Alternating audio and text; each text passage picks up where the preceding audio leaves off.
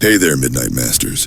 I have some incredibly exciting news to share before we start today's scary tale. We have finally reached 100 subscribers. Cue spooky cheers. I want to take a moment to thank each and every one of you for your support in helping us reach this big milestone. When I first started narrating these creepy stories, I never could have imagined our little coven of creeps would grow so quickly. You subscribers are the lifeblood that keeps this channel going. Every like, comment, and subscription lets me know you're thirsting for more terrifying tales, and I'm forever motivated to quench that thirst and bring you bone-chilling narratives as often as I can. But we're not done growing yet, no. Our next target is to reach a thrilling 1,000 subscribers. Just imagine how many lives we can fill with fright when we hit that mark. So if you haven't already, make sure to hit that subscribe button down below and share this channel with all your friends, family, loved ones, anyone you think would appreciate a good scare. The more Midnight Masters we have in our coven, the stronger we become. Once again, thank you all for your support in reaching 100 subscribers. Give this video a horrifying like to celebrate, and leave a comment with your favorite tale I've narrated so far. Then get ready, because now that we've hit triple digits, I'm just getting started. More ghosts, more monsters, more nightmares than you can possibly imagine await.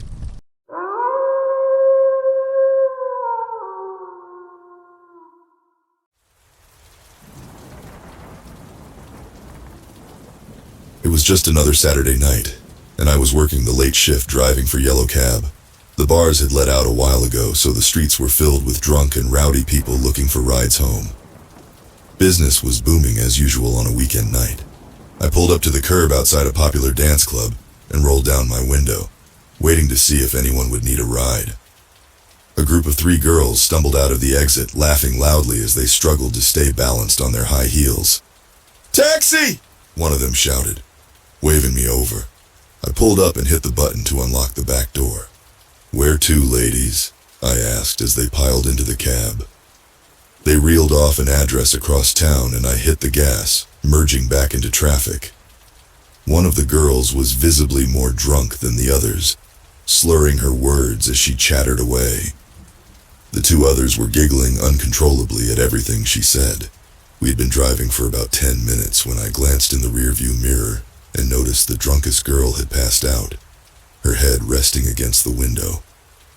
The other 2 were absorbed in their phones, paying no attention to their friend.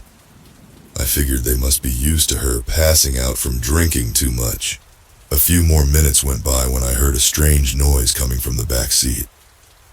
At first I thought it was just the drunk girl snoring or mumbling in her sleep. But the noise started to get louder, and it didn't sound normal.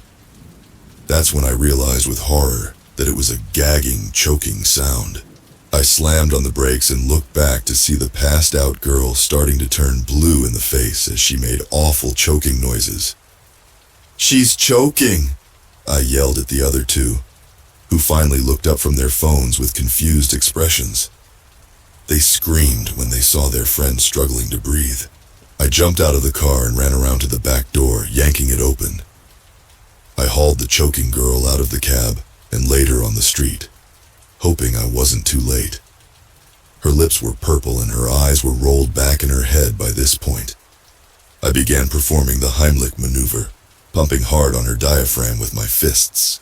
After what seemed like forever, a piece of partially chewed chicken wing shot out of her mouth. She gasped and coughed violently, sucking in air. Color started returning to her face as oxygen entered her starved lungs. The other 2 girls watched in shock, not having moved to help at all. I sat the now sobbing drunk girl up against the curb to make sure she was fully recovered. "Thank you, sir. You saved my friend's life," one of the other girls said shakily. I told them it was no problem and that I was just glad she was okay. We all got back in the cab so I could finish the ride, the choking incident having shaken us all up. The rest of the trip was made in silence as the near-death experience sobered everyone quickly. I dropped the 3 girls off at their address with a reminder to watch their choking risk friend more closely. They thanked me profusely once more before heading inside. As I drove away, my nerves were still rattled from the ordeal. I hoped the girl would recover fully without any complications from oxygen deprivation. It wasn't the first medical emergency I'd encountered on the job. But choking calls are always the scariest, since minutes really do count. A few rides later, I was ready for a break and to get some air. I pulled into a deserted parking lot to take a smoke and check my phone for any app pings. As I sat in the driver's seat having a cigarette, I kept replaying the events from the choking scare. You never know what kind of life or death situations might arise behind the wheel of a taxi late at night. This job certainly kept you on your toes. Just as I was about to put out my smoke and get back to searching for fares, a car pulled up beside me. I was startled since the lot was otherwise empty. As the window rolled down, I saw it was an unmarked police cruiser. "Everything all right, officer?" I asked the man behind the wheel, puzzled as to why a cop would be stopping me. "We've had some reports of suspicious activity in this area lately. Mind if I ask you a few questions?" He replied gruffly. I figured it couldn't hurt to cooperate, so I agreed. The officer stepped out of his car and approached mine, asking where I was coming from and where I was headed next. I explained I was just on a break between rides. "Do you have your taxi license and insurance papers handy?" he then questioned. I retrieved the proper documents from my visor and handed them over for inspection. The officer scrutinized them carefully under the flashing lights of his cruiser.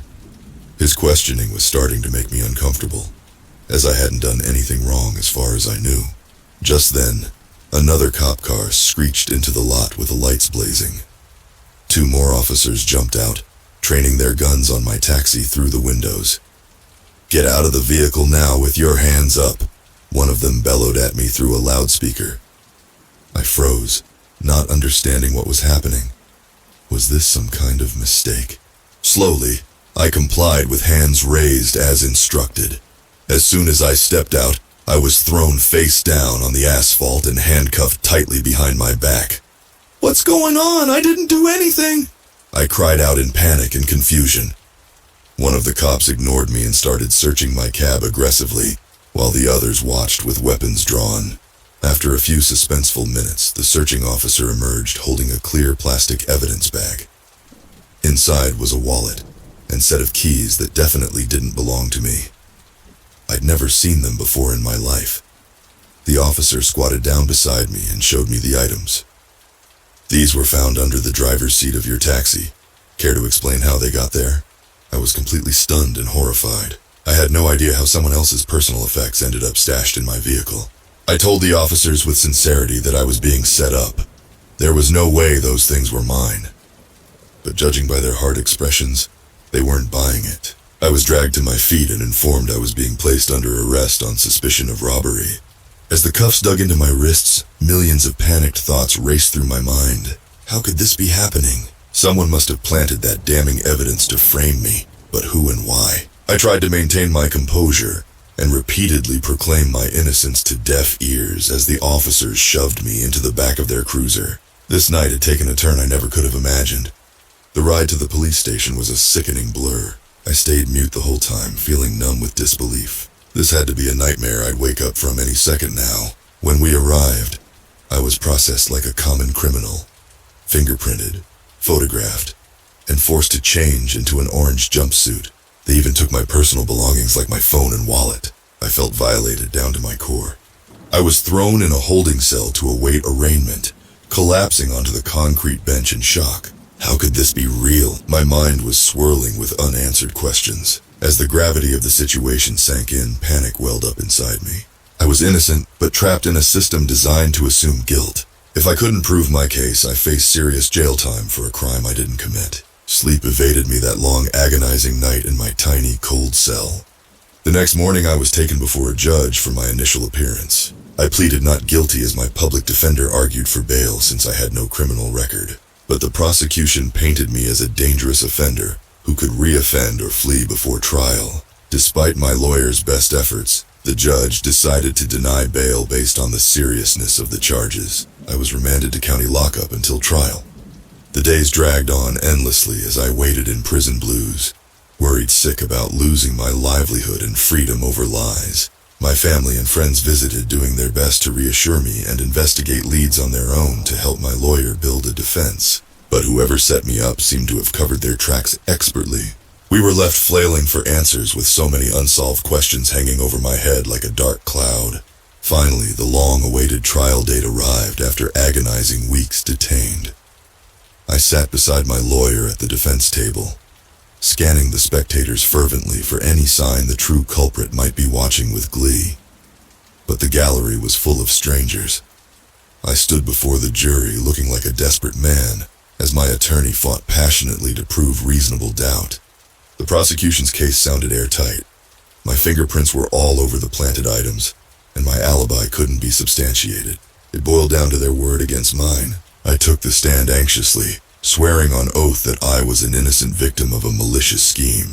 But my story seemed implausible to the jury, judging by their stony faces. My fate was now in their skeptical hands. We held our breath, anxiously awaiting the verdict. After hours of deliberation, I prayed with every fiber of my being for deliverance from this nightmare scenario. Finally, the jury filed back in and Foreman announced the soul-churning words, "Not guilty." Euphoric cheers and tears erupted on my side of the bar as I collapsed into relieved sobs, clutching my grateful lawyer. Justice had prevailed despite the odds stacked astronomically against me. While ecstatic to have dodged the bullet of wrongful conviction, the burning questions still raged on fiercely inside me. Who hated me enough to go to such diabolical lengths to destroy my life? And perhaps most vitally, why did they want me sent away? I knew I wouldn't rest until I uncovered the devious puppet master behind this malicious charade. With my lawyer and family's help, I began systematically investigating every lead possible. After weeks of covert digging, surveillance, and interrogating past acquaintances, a troubling picture started to emerge. One name kept cropping up that gave me an ominous gut feeling. My ex-business partner, Jake, who I'd had a bitter falling out with last year over our failed taxi venture. Rumors swirled that he'd been desperate for money and vengeful after our ugly legal battle. I tracked Jake's movements and discovered he was away on a business trip during the time frame when evidence was planted. Could it be more than coincidence? When I confronted him, his sheepish excuses and aggressive deflections only confirmed my suspicions further. Something wasn't adding up in his story.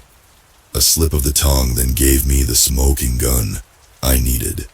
"I had to do what I did. You drove me to it," Jake snapped angrily before realizing his damning admission. I smiled knowingly as the color drained from his face, busted at last as the culprit I now knew him to be with cold certainty. With his confession, the pieces all neatly fell into place. He framed me to cover financial losses from our failed company, thinking he had nothing left to lose. It gave me little solace to watch Jake get his just desserts in court. While justice was served, it couldn't undo the hell I'd been through or give me back the time and sanity I lost to his evil scheme. But at least I could start to close this traumatic chapter knowing the truth was out. My name and reputation were restored after the media circus cleared my good name. I was even offered generous compensation to settle my lawsuit. Though the endless questions were answered, the scars of such an unthinkably sinister ordeal may never fully heal. My thirst to get to the bottom of it all was now quenched, even if the nightmares of that awful period still lurked in the back of my mind as a grim reminder. But I refused to let Jake's twisted actions be the end of me. Emerging from the flames of his hellfire plot forged even stronger. As for what became of me going forward, I did end up leaving the taxi business permanently, PTSD'd by associations with the job now forever tainted by pure evil. But I found new purpose channeling my trauma into advocacy, volunteering at legal clinics to help wrongly accused people get justice. My harrowing experience gave me unique insight to aid those battling a rigged system as I once did against all odds. Though the wounds remain, my will to keep fighting for what's right keeps me going strong every day.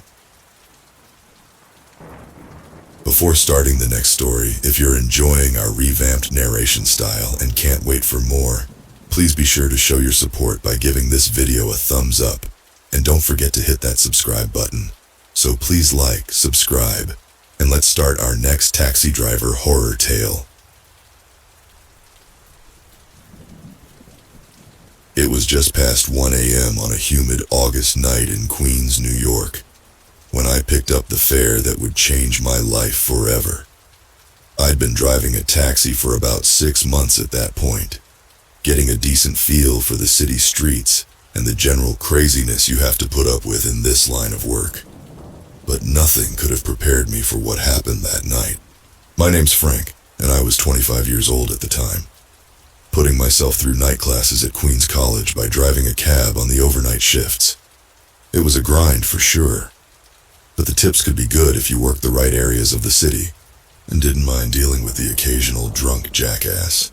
I'd been cruising around the Forest Hills area for a little while after dropping off my last pickup at a house out in Little Neck. It had been a relatively quiet night so far, and I was hoping to maybe get 1 or 2 more decent fares before calling it a night around 4 a.m. That's when the little light on my meter went off, indicating a pickup request coming through the dispatchers. I pulled over on Queens Boulevard to check the details. A pickup about 8 blocks away on 67th Drive near the Kew Gardens interchange with the Van Wyck Expressway. Not the best area, sure, but the request had come through legit, so I wasn't too worried. I headed towards the bright lights of the interchange, pumping the scanner to try and catch some tunes. I pulled up on the dimly lit street where my pickup address was supposed to be. There wasn't much around, just a few run-down apartment buildings and a mechanic's garage that looked long abandoned based on the trash piled up out front. I switched off the radio as I pulled up by the curb, not seeing anyone waiting outside. I hit the button to speak through the pickup announcement speaker. "Yellow cab for 67th Drive, who's looking for a ride?" A few seconds passed in silence before a haggard voice called out from the shadows. "Here, I'm here." A tall, slender figure emerged from between 2 of the buildings, stepping out into the glow of the streetlight. It was a man, dressed in a dark suit despite the warm night, with a pale, gaunt face and dark eyes that seemed heavily shadowed. He gave me an unsettling once-over through the windshield before moving around to the back passenger door and climbing inside. "Where to?" I asked, trying to stay friendly despite my unease as I watched him shuffle into the back seat in my rearview mirror. "JFK Airport," he said flatly. His voice was a weird, raspy one that almost seemed artificially distorted. "You got it," I replied, pulling away from the curb as the meter's digital display flickered on, showing the 3:30 base fare.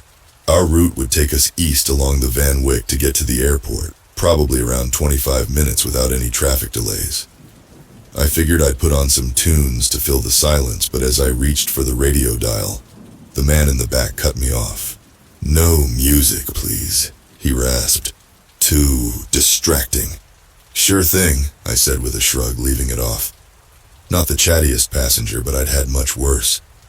We merged onto the Van Wyck headed towards JFK, and I spent the next few miles just following the green interstate signs, keeping an eye on my mirror to see if this creepy guy was going to cause any issues. Every time I glanced back, he was sitting completely still, staring out the window at the darkness beyond. There was something almost unnatural about how rigid and frozen he seemed. About halfway to the airport, I decided to try and make a bit of small talk to lighten the tension. "You catching a late flight or an early one?" The man's gaze shifted from the window to drill directly into me through the rearview mirror.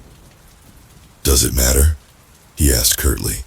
I felt a little chill run down my spine but tried to laugh it off. "Nah, I guess not. Just trying to make conversation is all." He continued staring at me through the mirror with those beady dark eyes. "I don't want to talk. Eyes on the road, driver." My unease deepened and I turned my focus forward again, gripping the wheel a little tighter. Something seemed seriously off about this fare, but as long as he didn't cause any real trouble, I just had to get him to the airport and be done with it. Just stay calm and get through this ride. My eyes were fixed on the road ahead, but I could have sworn I detected movement out of the corner of my vision, as if the man had shifted slightly in the back seat. When I risked a glance in the mirror, though, he was sitting freakishly still again. It was the flickering streetlights playing tricks, maybe, creating strange shadows that could make it seem like he was subtly squirming or twitching. Or maybe it was the uneasy feeling this whole situation was giving me, putting me on edge and making me imagine things.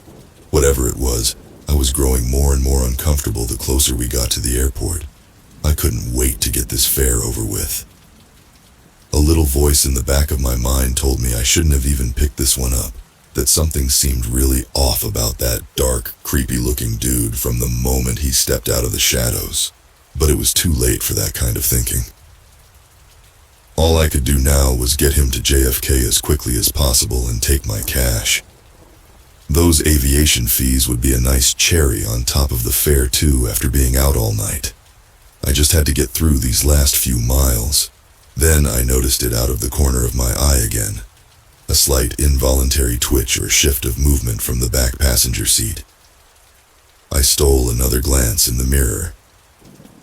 Sure enough, the man's position seemed ever so slightly different from before. His head maybe angled down a little bit more. It was hard to tell for sure in the flickering street light glow. "You doing okay back there?" I asked, keeping my tone casual despite my rising sense of dread. No response. He just sat there in silence, expressionless yet seeming somehow disturbed, broken, corpse-like. My heart began pounding in my chest. I stared hard at the road, driving a little faster now. The exit signs told me we were less than 2 miles from the airport. 2 miles that felt like an eternity. Only then did I spot something on the meter display that made my blood run cold. The fare total shown was rapidly increasing in jerky, skipping increments, far outpacing the normal ratio for miles traveled, from 1280 to 1545 to 1890 and climbing. There was no way my fare could have racked up those kinds of charges in just a few city blocks, even with the JFK fees. Every muscle in my body went rigid as realization set in. This meter wasn't just malfunctioning, it had gone completely haywire, possessed or hacked maybe by some kind of computer virus. The numbers began flashing and spinning upwards faster than my eyes could even track them. "What the?" I gasped out loud, slamming one fist on the meter in a panic. "What's going on?" Still no response from the back seat, just the same eerie stillness. I thumped the meter again with the side of my hand, desperate to make it snap back to normal, but only succeeding in making the fare total careen upwards even faster towards incomprehensible heights. 435, 435, 763, 999. On and on it escalated every millisecond, the glowing digital numbers spinning madly out of control. "Hey man," I shouted, my voice nearly cracking with fear. "I don't know what's going on back there, but the meter's totally screwed. I can't get it to stop." At that, the man shifted slightly again, almost imperceptibly. That sickening sense of movement in my peripheral vision rushed back tenfold, a paralyzing dread gripping me all over. Almost in a trance, too frightened to risk tearing my eyes away from the road, I slowly reached out with one trembling hand to adjust the rearview mirror, angling it so I could see the back seat more clearly. What I saw was an image that will never leave my waking mind until the day I die. The man in the dark suit was no longer sitting in the back as a normal passenger would. His limbs were bent and twisted in disturbing, unnatural angles, contorting his wiry frame into some kind of crooked, crab-like posture in the shadows of the rear seats. His mouth was open wide in a strange trapezoid shape, unhinging like a snake's jaws to reveal layer upon layer of jagged metallic fangs crowded together inside. And his face, if you could even call it that, was churning and convulsing, thousands of insect-like appendages writhing and throbbing beneath his sallow skin in squirming knots and patterns. The true horror dawned on me. There was no man at all. This thing, this nightmarish, otherworldly aberration had simply taken on the guise of a human form long enough to lure me, to trap me. Countless pairs of black, inhuman eyes ran in wavering rows across its rapidly shape-shifting body, fixing their soulless gaze directly on me. This creature wasn't from this world. It was something far more ancient, far more cosmic and malignant in its sheer wrongness. Something that simply should not be. My scream was immediate and reflexive, ripping out from the depths of my gut in sheer primal terror. Without even thinking, I slammed on the brakes, tires screeching as the taxi swerved out of control on the highway. Cars blared their horns around me as the cab fishtailed, skidding off the road entirely onto a grassy embankment. We finally ground to a halt with a jolt, the thing in the back still staring at me with those inscrutable compound eyes. Shaking violently from head to toe, sweat-drenched and hyperventilating, I fumbled for the door latch with numb, clumsy fingers, tumbled out of the driver's seat and took off sprinting across the embankment, praying to God this creature wasn't fast enough to pursue me. I didn't stop running until I reached the service road, finally turning around just in time to see my taxi. My possessed, cursed taxi, sitting silently by itself on the side of the road, the meter on the fritz and blinking incomprehensible fares into the trillions of dollars. I collapsed against the steel barrier between the road and the highway, physically and emotionally spent from what must have been the most unholy, traumatic experience of my entire life. I still have no idea if what I saw in that back seat was demonic, extraterrestrial, or something even stranger. All I know is that whatever cosmic evil had managed to shape-shift itself into some semblance of a human form couldn't have possibly been from this earthly plane of existence. It was patient, it was calculating, and it had lured me to my cab that night with premeditated intent to become its next unwitting victim. Some people have asked why I never reported this incident to the police, or told my company about it, and my answer is, what would I have told them? That my taxi meter was possessed by some supernatural evil from another dimension that seemed to have the power to virtually empty out my bank accounts with a single glance. We live in a world of cold rationality that would simply shun any account of these events as the insane ramblings of a lunatic. So I've remained silent, only bringing myself to recount this harrowing tale here anonymously, just to try and cauterize some of the spiritual and psychological wounds it has left. My advice? If you're ever out in New York taking a late-night cab and your meter starts acting up, get out of the taxi immediately and run. Don't stick around to see what lurking terror might be behind those flickering numbers. Some of us have seen things, dear listener, things that should remain forever unknown.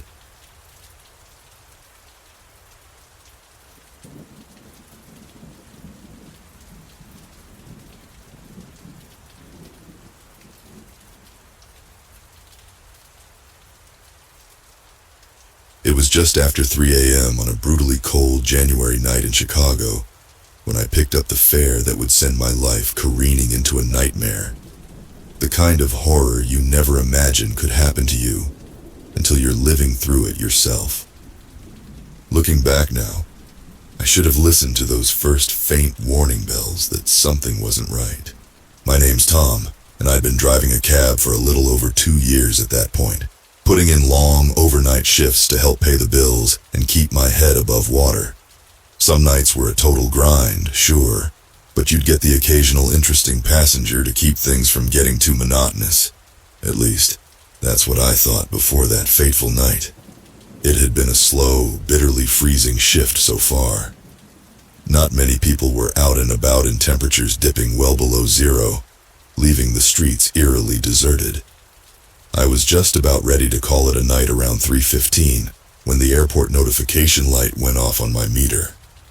A pickup request from O'Hare's arrivals terminal. Airport fares could be a nice little moneymaker to cap off my shift, especially this late when departures were pretty much done for the night. I fired up the heater in my Toyota Camry cab as I pulled out of the North Side neighborhood I'd been trolling, set my GPS for the airport, and began the 20-minute trek out towards the terminals. The cab's old beater tires crunched over frozen ruts and piles of dirty snow as I made my way onto the airport grounds, pulling up to the arrivals area as indicated on my meter's call screen. Even at this ungodly hour, the place was fairly busy. Shuttle buses revving their engines, taxis and rideshare vehicles constantly picking up and dropping off passengers. I hated dealing with the chaos and traffic jams, but I needed this fare to pay off the night. My eyes strained against the harsh artificial lighting as I searched for the contact info on my meter, pulling up to the idling zone just as a heavy gust of wind hit, blowing some freezing sleet and ice pellets against my cab. Shivering, I grabbed my phone to call the number. On the fourth ring, a young woman's voice answered. "Hello? Hey there, I've got your taxi waiting in the arrivals pickup area whenever you're ready," I told her over the roar of cars and jet engines. "Okay, I'm on my way out now. Just look for a woman in a red coat," she said. "You got it." I hung up and scanned the crowd of travelers rushing by with their bags, searching for the red coat. Less than a minute later, the woman came into view. A skinny blonde, probably in her mid-20s, hair pulled back in a messy bun, face partially obscured by a thick scarf. She hustled over to my cab, waving to flag me down as I gave her the OK signal and unlocked the doors. The cold burst of air that flooded in when she pulled the passenger door open was absolutely punishing, making my face sting just breathing it. Snow immediately started blowing in little drifts along the floor mat. "Jesus, it's freezing out there!" she yelled over the wind as she hurriedly slammed the door shut. I thought I was going to turn into an icicle. I cranked up the heat as high as it would go, hoping to get the cab warmed up fast for her. Yeah, winters in Chicago are no joke. "Where are we headed tonight?" "Bucktown," she told me, brushing the icy slush off her coat sleeves and shivering violently. "The intersection of Oakley and Wabansia, near the 606 trail if you know where that is. And please, start driving before we both freeze to death." I quickly pulled out of the idling area and onto the airport roads, threading my way carefully between the shuttles and buses out to the expressway ramps. With temps this low, you had to be careful with the vehicle or you could easily lose traction. Rubbing her mittened hands together for warmth, the woman leaned forward to ask, "Do you have the heat vents back here too? I literally can't feel my toes." "Hang on a sec," I replied, reaching down to adjust the flap so the heat could start circulating to the back seats as well. "Sorry about this. Even with the engine heat, there's only so much a guy can do in about 10 degrees below zero." "Ugh, seriously," she said, kicking off her wet boots to stick her socked feet up by the vents. "What a night to fly home from visiting my folks in California. Why didn't anyone warn me about the damn tundra?" I chuckled softly, focusing on navigating my way towards the highway on-ramp as the windshield wipers brushed aside some freezing rain. Yeah, California winters spoil ya. I'm just used to Chicago trying to kill me with this kind of weather every year. Amen to that. "Hey, listen, I really appreciate you picking me up and everything," she added. "I know it's a total mess out here, and the last thing anyone wants to be doing right now is driving around in this frozen hellscape." "Just doing my job," I assured her with a wave of my hand as I steered the cab up the ramp, finally getting us onto the expressway headed downtown. "But I'll take a tip if you're feeling generous." "Please, you'll get hazard pay for this one, I swear," she said, laughing. "I'm just grateful to be inside and thawed out somewhat. My name's Kara, by the way." "Tom," I replied, glancing at her in the rear view. She had a kind smile, warm even in the pale glow of the highway streetlights we were passing beneath. A friendly, harmless kid just trying to get home from the airport on a nasty winter night. Nothing at all to indicate the mind-shattering nightmare that lay in wait. We settled in for the 30-minute drive to her place, passing the time with idle chit-chat about how miserably cold it was, how she was dreading going back to work in the morning after her vacation, stuff like that. Eventually the conversation trailed off, and she went quiet, probably zoning out at the blurry rhythm of the windshield wipers swishing back and forth. I turned up the heat another notch, drumming my palms on the steering wheel as the cab's tires hummed steadily over the slick roadway. We'd covered about half the distance when Kara suddenly stirred again, sitting up in the back seat. "Hey, actually, you know what? Could you take me a different way? I want to make a quick stop first before heading home." "Sure thing," I said, flipping on the turn signal to move over for the next exit. "Where to?" "Just go to Belmont and Kedzie for now, near that old hospital downtown." I frowned, double-checking the address as I pulled off the expressway ramp. Belmont and Kedzie? That neighborhood's not really somewhere you want to be hanging around at this time of night, especially by yourself. "It's okay, I'll be fine," she assured me, tucking a loose strand of blonde hair back in her bun. "I just need to make a quick stop before home." Shrugging it off, I followed her directions, eventually pulling up along the snow-choked curb of the quiet intersection she'd requested. Row after row of darkened brick houses and alleyways, the yellow beams of my headlights cutting eerie trails through the thick, wind-swept snow flurries coming down. It was dead silent out here, save for the occasional gust of wind whirming down the street. "Nice and abandoned," Kara murmured from the back seat as she stared out at the desolate landscape. "Perfect." An uneasy chill went down my spine at her odd choice of words. "This the spot?" I asked, throwing the cab into park and turning to look at her. For the first time, I noticed a strange smile playing across her lips as she gazed out at one of the alleys across the way. It didn't seem friendly or warm. It was almost sinister, twisted and cruel in a way that instantly put me on edge.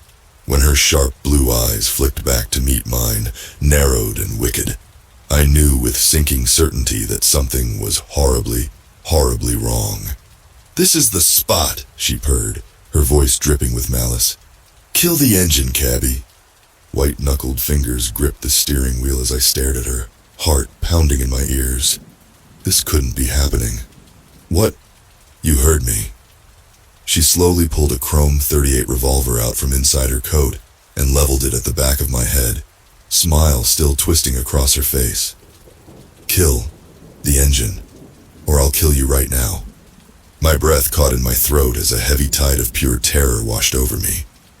Whatever had just happened, this woman had immediately gone from mild-mannered passenger to vicious, cold-blooded criminal holding me at gunpoint. With shaking hands, I turned the key and felt the engine shudder to a dead stop, throwing the interior of the cab into chilling silence. All right. I held up my hands, barely holding back the urge to panic. "You want cash? Take whatever you want. Just please don't." "Shut up," she snapped, moving the gun dangerously close to my head. "I don't want your money, cabbie. Not unless you want to pay your way out of getting a bullet in your brain." My mouth went completely dry as every muscle in my body tensed in fear.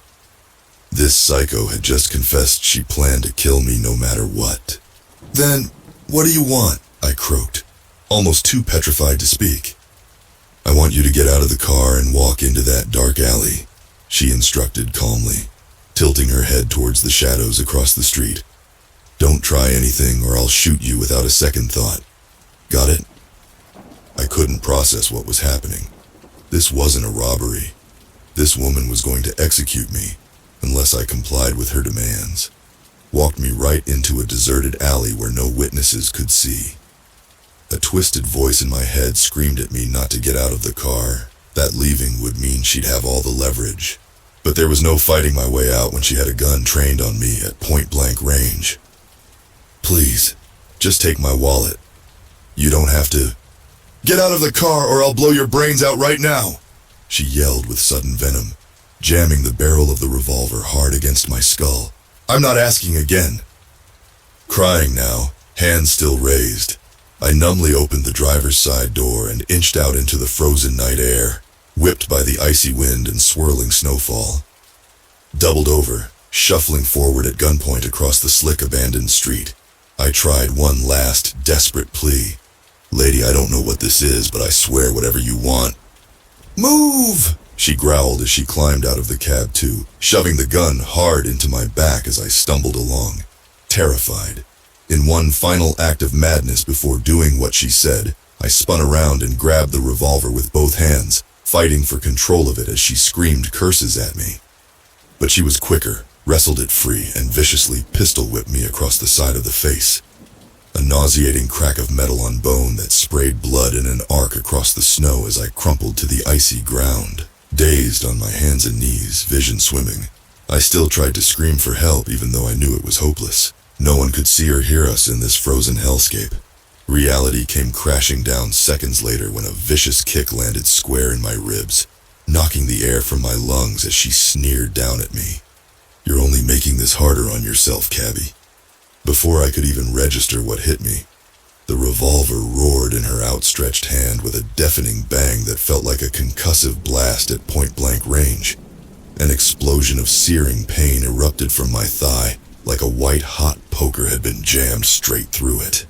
As a scream tore from my throat, looking down, I saw the grisly truth. Half my leg was essentially blown apart below the knee, ragged flesh and shredded bone shining slick and wet against the crimson-stained snow.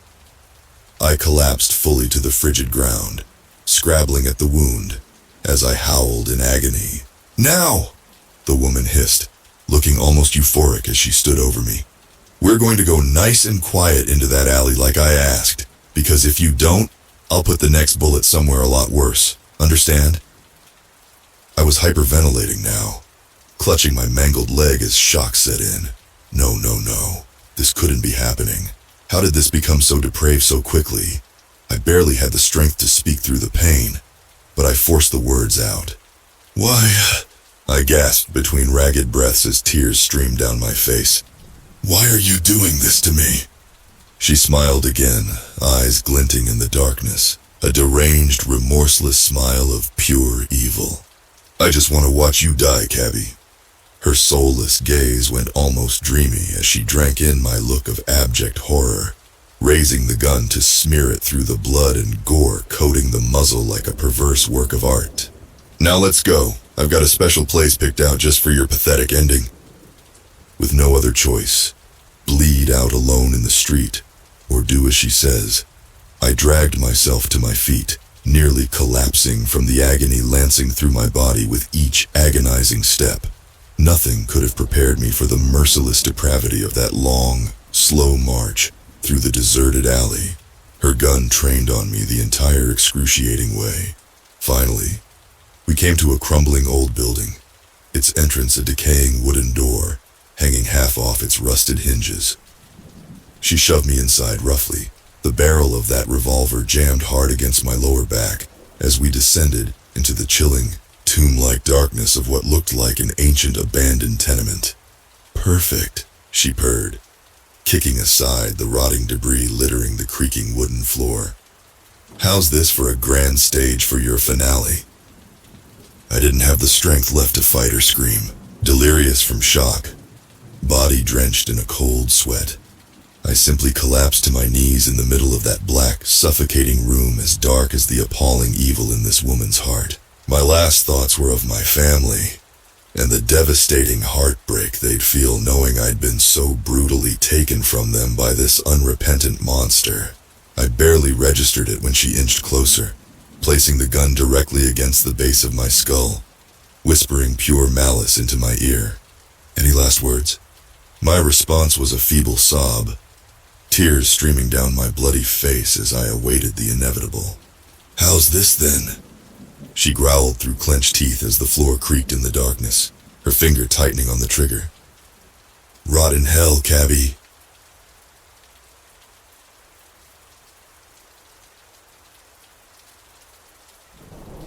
I should have listened to my instincts when I accepted that ride request from Johanna, that unseasonably warm October night in Norfolk, Virginia. The kind of instincts that raise the tiny hairs on the back of your neck and make your palms sweat. Your body's primal warning system trying to alert you to unknown danger lurking ahead. But like so many others in my situation, I ignored those innate gut feelings of dread. I just couldn't afford to keep being so picky about the fares that hit my rideshare app. Not with the way my funds had dwindled down to those last few crumbs in the proverbial cookie jar. See, I was fresh out of the Navy at 26 years old. Recently returned to the civilian world after doing 2 hard tours overseas. Coming back home to Virginia should have been a new lease on life, a chance to settle in somewhere while collecting some of that free money from the GI Bill. Only problem was, I'd made the idiotic decision to move in with my girlfriend Stacy right when I got back. Within 5 months, she drained my entire life savings dry with her reckless spending, leaving me out on the street with no job, no prospects, and only about $200 left to my name. So, like countless other vets transitioning to civilian life, I found myself taking one of the only jobs I could with just a car and a smartphone, driving for Lyft and Uber. At least it was something to generate some cash flow while I tried my damnedest to get back on my feet, right? Those first few months behind the wheel were rough, but certainly no shadowy harbinger of the gut-wrenching nightmare that would unfold several weeks later down that ill-fated suburban side street. If only I'd had some inkling, some warning sign to avoid that pickup entirely. But the way Johanna strategically laid her trap for me using the app, playing to my desperation for fares, let's just say she knew exactly what she was doing. It was a little after 11 p.m. on Tuesday, October 17th, when the request pinged my phone with her name, Johanna, and the unmistakable green Uber logo glowing from the screen. She needed a ride about 2.5 miles away in one of the residential neighborhoods on the outskirts of town. Only a short little minimum fare, sure, but easy money for just a quick hop down the road. Again, that voice in the back of my head should have told me to keep on driving. Avoid taking rides out to dimly lit suburban pockets with scarce witnesses around. But the night had been painfully slow for incoming requests. Despair had steadily set in as the minutes and hours ticked by without a fare, bringing me ever closer to getting kicked out of the extended stay motel I was essentially living out of during those days. So I fired up the aging Toyota Corolla that served as my lone lifeline, merged onto the empty arterial road, and began tracing the bright pink route line displayed on my GPS in hopes of locating this Johanna's pickup address.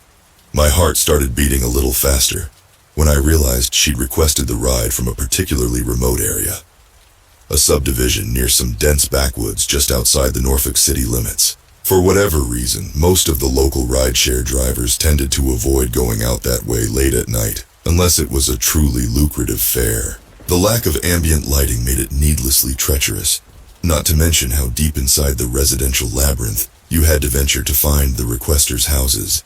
Still, I pressed onwards, telling myself that taking a bit of a risk was sometimes necessary in this gig to chase the money. Get in, get the passenger, get out. Quick and easy, just like any other ride. Nothing necessarily dangerous about it, right? So focused was I in staring at the GPS map, I barely registered the presence of the two deer standing frozen on the shoulder until the very last split second, their liquid black eyes glinting in my headlights. Even as their heads swiveled in synchrony to track my approach, they refused to move a muscle, forcing me to jam hard on the brakes while swerving into the opposite lane. The aging Corolla's tires squealed in protest as it fishtailed slightly, before coming to an unsteady stop right in front of them, leaving my heart pounding out of my chest. Jesus Christ! I gasped out loud, throwing the car in park on the deserted street while trying to calm my nerves. Sitting upright behind the wheel, I could feel sweat already beating across my forehead as I stared at the two immobile deer, somehow seeming to accuse me with their dark animal stares. My mouth went dry when I realized that not only were their eyes locked dead ahead at me, but they were completely transfixed at the spot about 100 yards just up the road from where I'd skidded to a halt. Slowly, trying not to make any sudden movements, I followed their gaze towards whatever seemingly had their rapt attention. That's when I saw it. A hunched silhouette lurking on the roadside ahead, partially obscured by the darkness and tree line, yet unmistakably anthropoid in shape. Squat, with an elongated head or upper body of some sort, utterly motionless except for what appeared to be slight, jerky movements of its limbs or appendages flickering back and forth. Was it waving at me? Beckoning me closer? Even as fresh adrenaline spiked in my bloodstream at the sight of it, my soldier's intuition told me this thing was no harmless vagabond or homeless person. It was something else entirely. Something not of this world.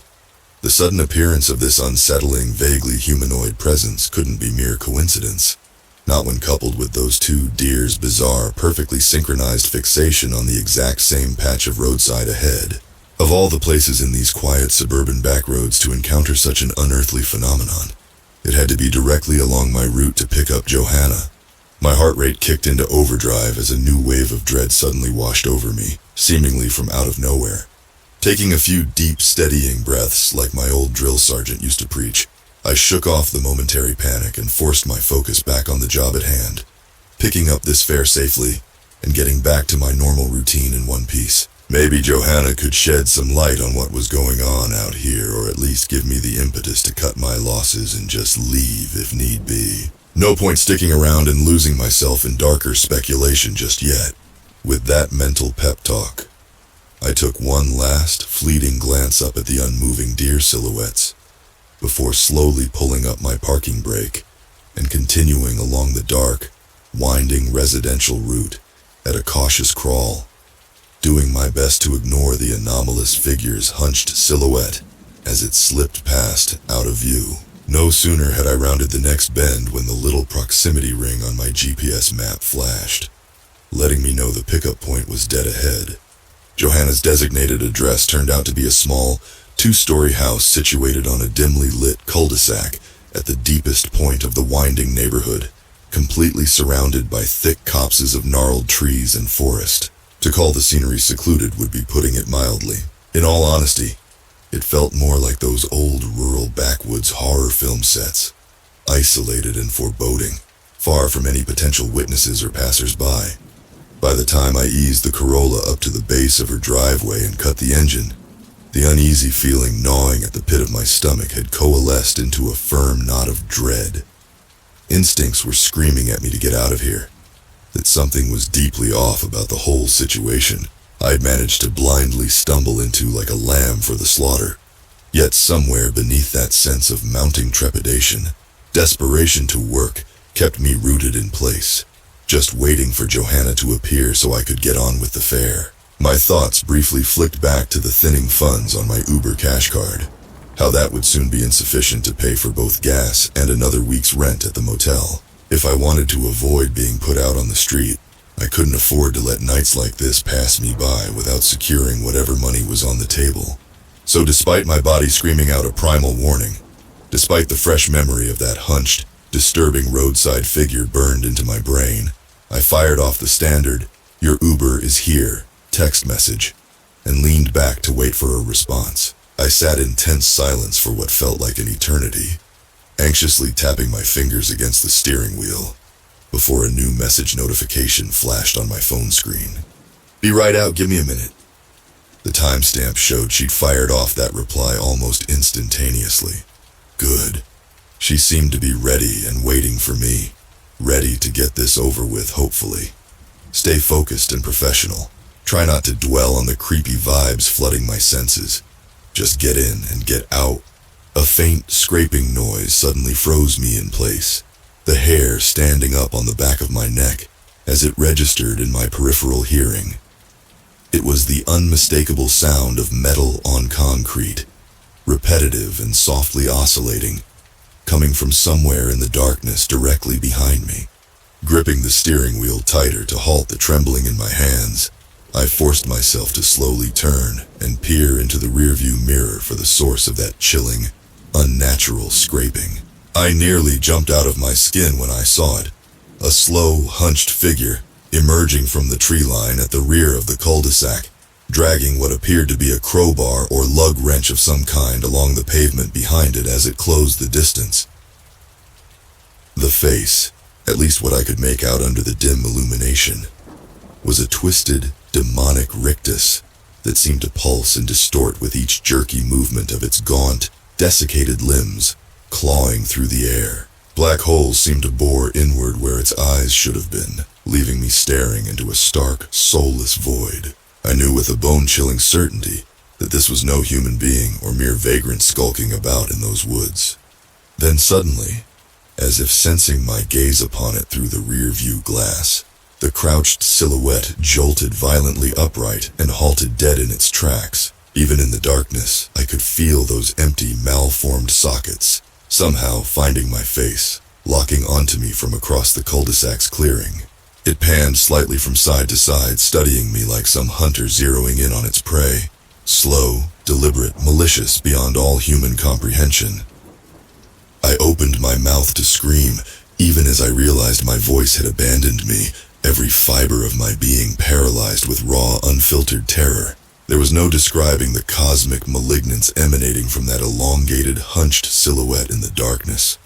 Like some waking night terror sprung to life from the blackest recesses of fever dreams and hallucinations. It would have been so easy in that endless moment to completely unhinge, to give in to full primal panic.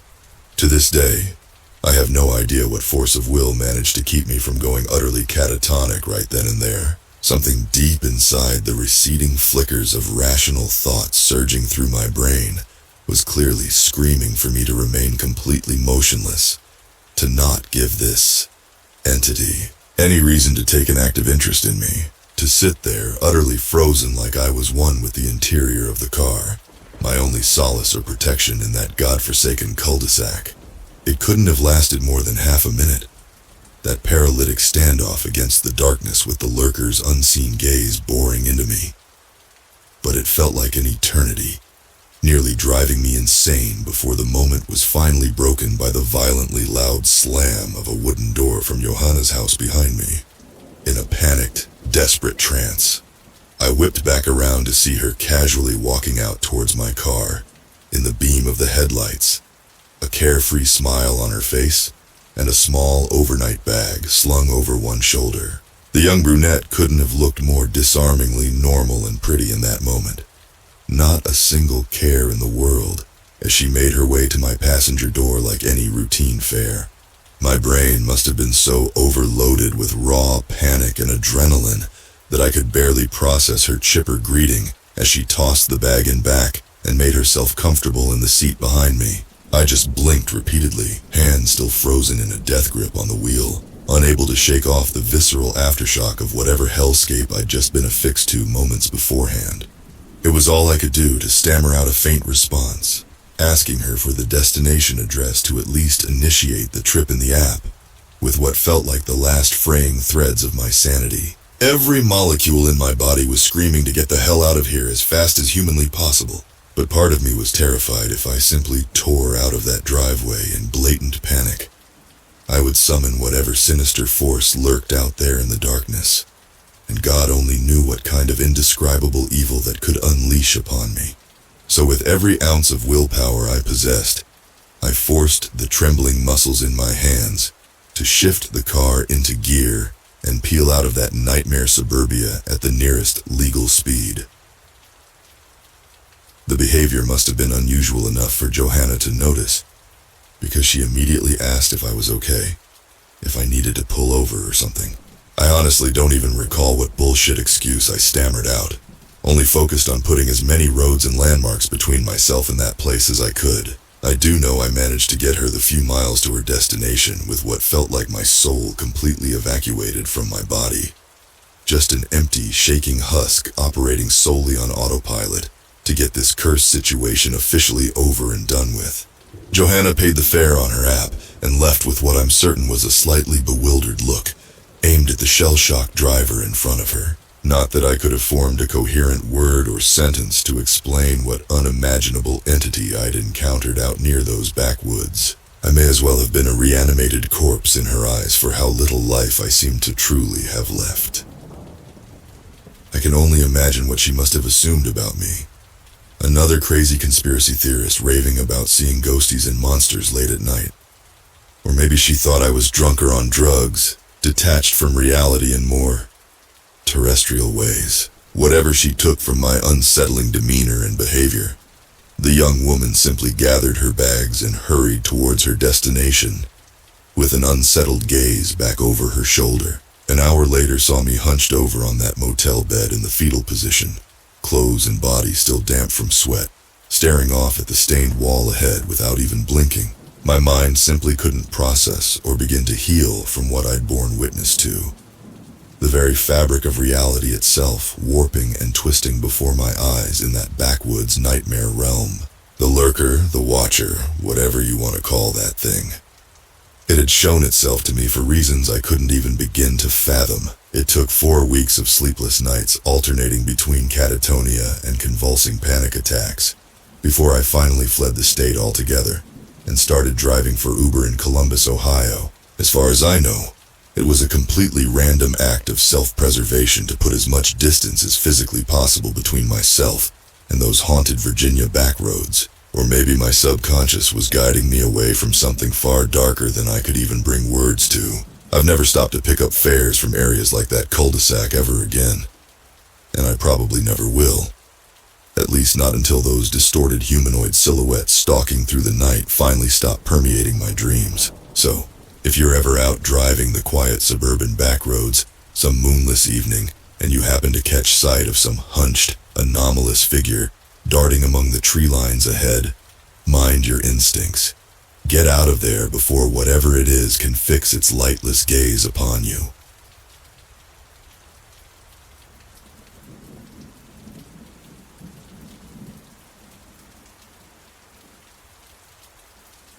You hear all kinds of horror stories in LA about struggling actors and actresses getting mixed up with the wrong people. The shady underbelly of this town preying on the young and desperate. But nothing could have prepared me for the living nightmare I went through the night. I made the mistake of getting into that ride share out in Hollywood. My name's Emily and I was 22 years old at the time, fresh out of theater school in New York and bright-eyed about making it big on the West Coast. Like so many others though, I quickly found out how soul-crushing the grind can be. Custom coffee servers, hostess gigs, and backdrop roles on TV shows that never even made it to air. Just an endless hustle between minimum wage jobs and cattle call auditions with zero traction. Being young and naive, I let myself get mixed up with the fast party crowd for a while. Drugs, booze, you name it. Anything to escape the harsh reality that my dreams were slipping away to nihilism and hopelessness before my eyes. That life took me to some incredibly dark places, but nothing quite like the one I'd soon experience. It was around 3 a.m. on a Wednesday night, when I finally stumbled out of some rager in a lavish Hollywood mansion. The thumping bass from the party trailing out behind me into the cool pre-dawn air. My senses were battered from smoke, booze, and God knows what other substances. But the cold night helped sober me up a little as I took stock of where I'd ended up. I was somewhere up in the hills near the iconic Hollywood sign, stuck on some secluded private road with multi-million-dollar homes looming in the darkness on either side. Zero cabs or buses would ever pass through this ultra-exclusive enclave. My only option to escape this neighborhood of the rich and famous was to call a ride share. Shivering slightly and cursing myself for leaving my jacket inside, I pulled up the Uber app and requested a pickup from my location. At least the surge rates weren't too crazy yet.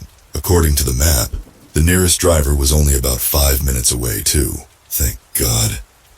I just wanted to get back to my crummy apartment and try to sleep off whatever weird concoction of substances was in my system. As I waited for my ride, I distracted myself by scrolling through the social media posts from the party, laughing at some of the tagged photos and videos my actor friends had put up. Just typical LA debauchery. People indulging in excesses to cope with the never-ending stress and rejection. Living the dream, right? I was so engrossed in my phone that I nearly jumped out of my skin when the deep purr of an engine shattered the silence of that pre-dawn hour. A sleek black luxury sedan had somehow crept up right behind me on the desolate mansion road, its tinted driver's side window now gliding smoothly down. "Emily?" a smooth male voice inquired from within the darkness of the tinted interior. "Your Uber's here." My breath hitched slightly as I took in the sight of the idling car.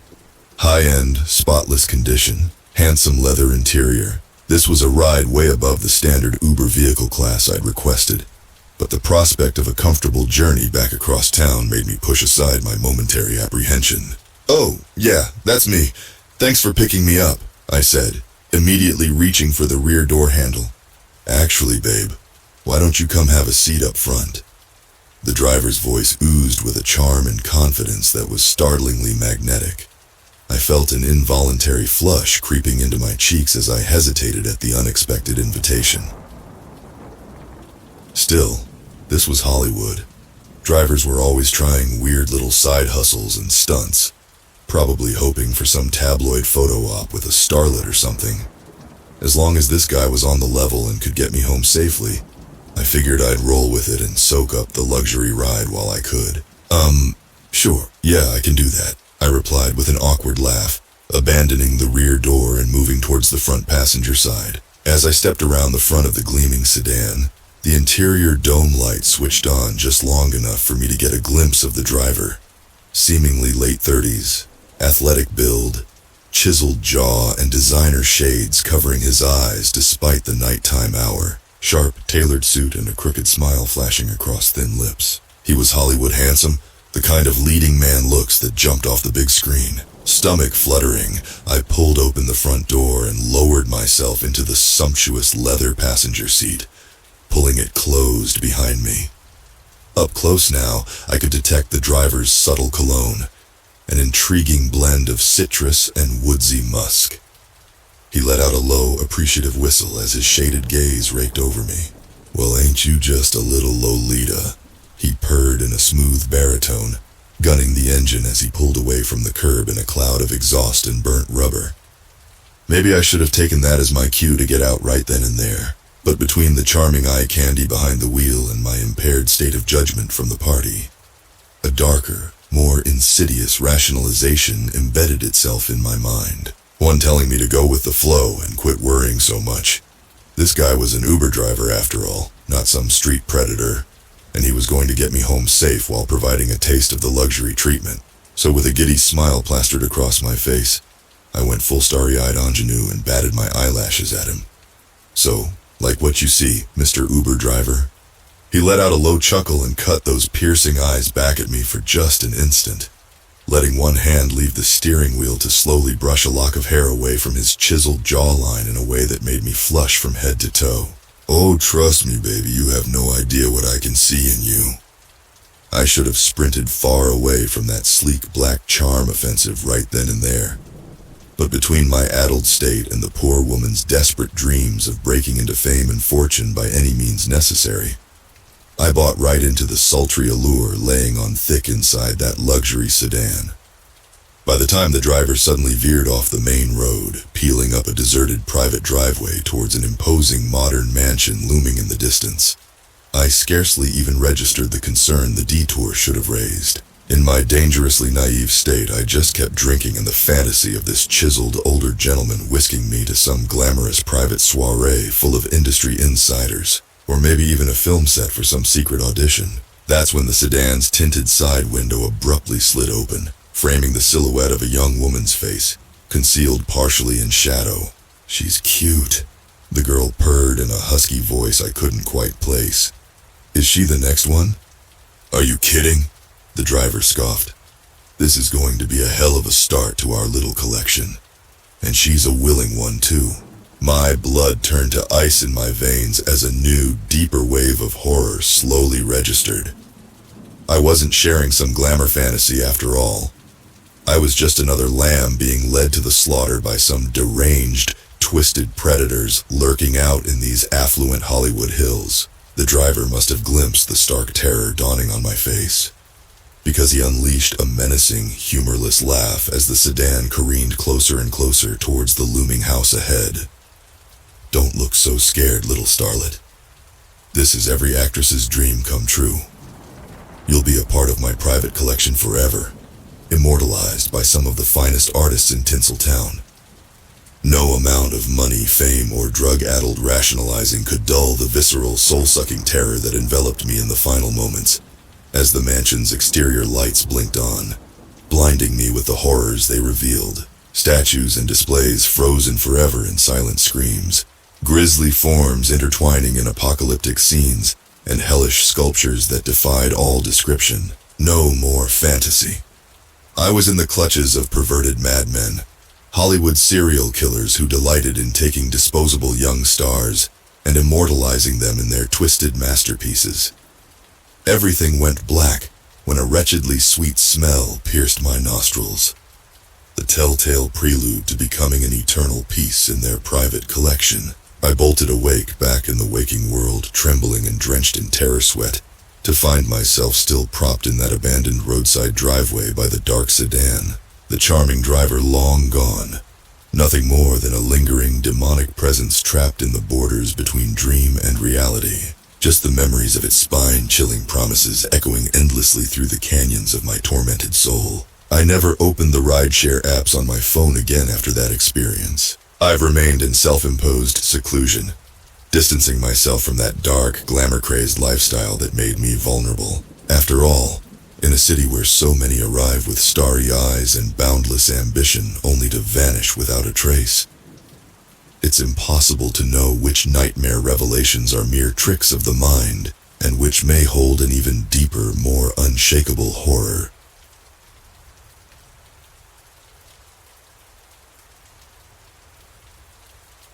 I sat in the passenger seat of the Uber, my life flashing before my eyes.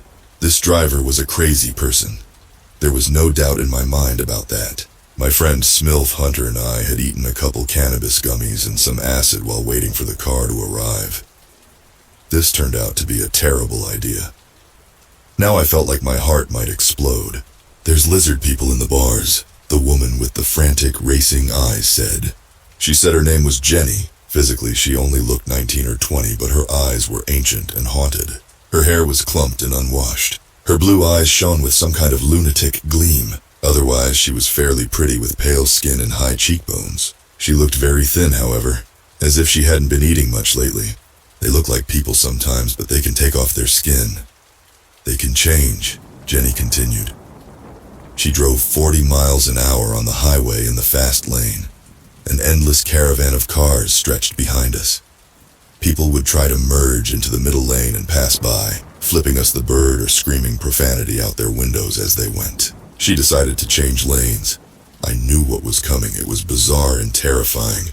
I mentally steeled myself. She would flash the turn signal left and right as quickly as she could. It didn't matter whether she was merging left or right. She would always just end up flicking it up and down. I asked her why she did this. She gave me a very logical answer. "If the lizard people are following us, I don't want them to know where I'm going," she said, giving me a sly grin and a wink. After her trick with the blinkers, she just went for it, merging into the other lane with a squealing of brakes and a cacophony of honking horns. "Why not just a shoe using your blinker then?"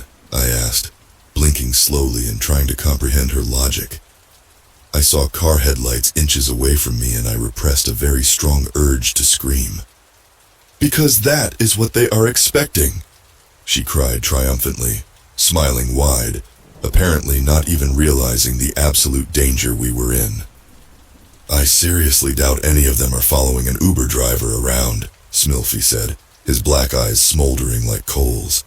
I gripped the armrest tightly, my knuckles white as Jenny did another lane change. I was tempted to have her just drop us off here and pay her because I literally thought I might die at any moment. And not some LSD ego death where Spangle played in the background while a feeling that this has all happened before pressed in on me. No. This was the real death. The wet one with crunching bones and total agony. The only problem was that we were on the highway, and there wasn't another exit for at least 10 miles, and I certainly didn't plan on walking down the breakdown lane. I sighed heavily. Smilfy, who had eaten about 5 hits of some ice cream cone kid blotter I had gotten earlier, sounded like he might be hyperventilating in the back. He was a tough cookie, though. Smilf Hunter had done 14 years in prison for a house he burned down with an old lady inside. The old woman got out, but her house was totally destroyed. Ironically, that house was next door to the house I grew up in. I remember the fire, being woken up as a small child and taken outside to see the dancing flames. He was about 20 years older than me, but we had some mutual friends in the local art circles, and I found him very interesting. I liked to have long conversations about life with him while we walked through the woods, but still, Smilf Hunter absolutely loved fire. Whenever we had a bonfire, he would stare into it for hours, seemingly entranced and hypnotized by the flickering tongues of flame. "Hey Goblin," Smilf Hunter said to me, "how are you doing?" "Hasn't fully hit yet," I said, looking at my phone. It had only been about 15 minutes since I had eaten the blotter. I had only eaten 3 hits, at least this time, so I was expecting it to take a while to kick in. When I ate 15 or 20 hits of powerful acid at once, though, it would kick in within a couple minutes. Smilf Hunter and I were heading to a party for New Year's Eve. 6 kegs of beer supposedly awaited, along with everything else imaginable, from tanks of nitrous to lines of ketamine to chocolate hearts filled with magic mushrooms. "What about you?" I said, turning to Smilfy. His face seemed to melt slightly as the dark aura that always surrounded him whipped and sizzled like electricity. He shrugged. "A little," he said. "Yeah, a little. Give it an hour." I remembered back to the last strong acid trip I had taken a few weeks prior. I had felt my heart chakra opening like a flower with 1,000 differently colored petals. A sense of pure bliss had risen up through my spine and into my crown like a spiraling snake. I had seen lines of pure energy running across the land, the trees and plants dancing in the wind in their own secret language. But this acid trip would turn out to be hell on earth. And to this day, I still get nightmares every time I fall asleep thinking about it. We got off the highway. "Is this the way?" I asked, confused. I was tripping hard now. Dirty, abandoned buildings passed by. Rainbow-colored lights seemed to glisten and sparkle over their surface as the walls magnified and shrank in dancing waves. I wasn't from around here, and I didn't know the city. Neither did Smilfy, for that matter.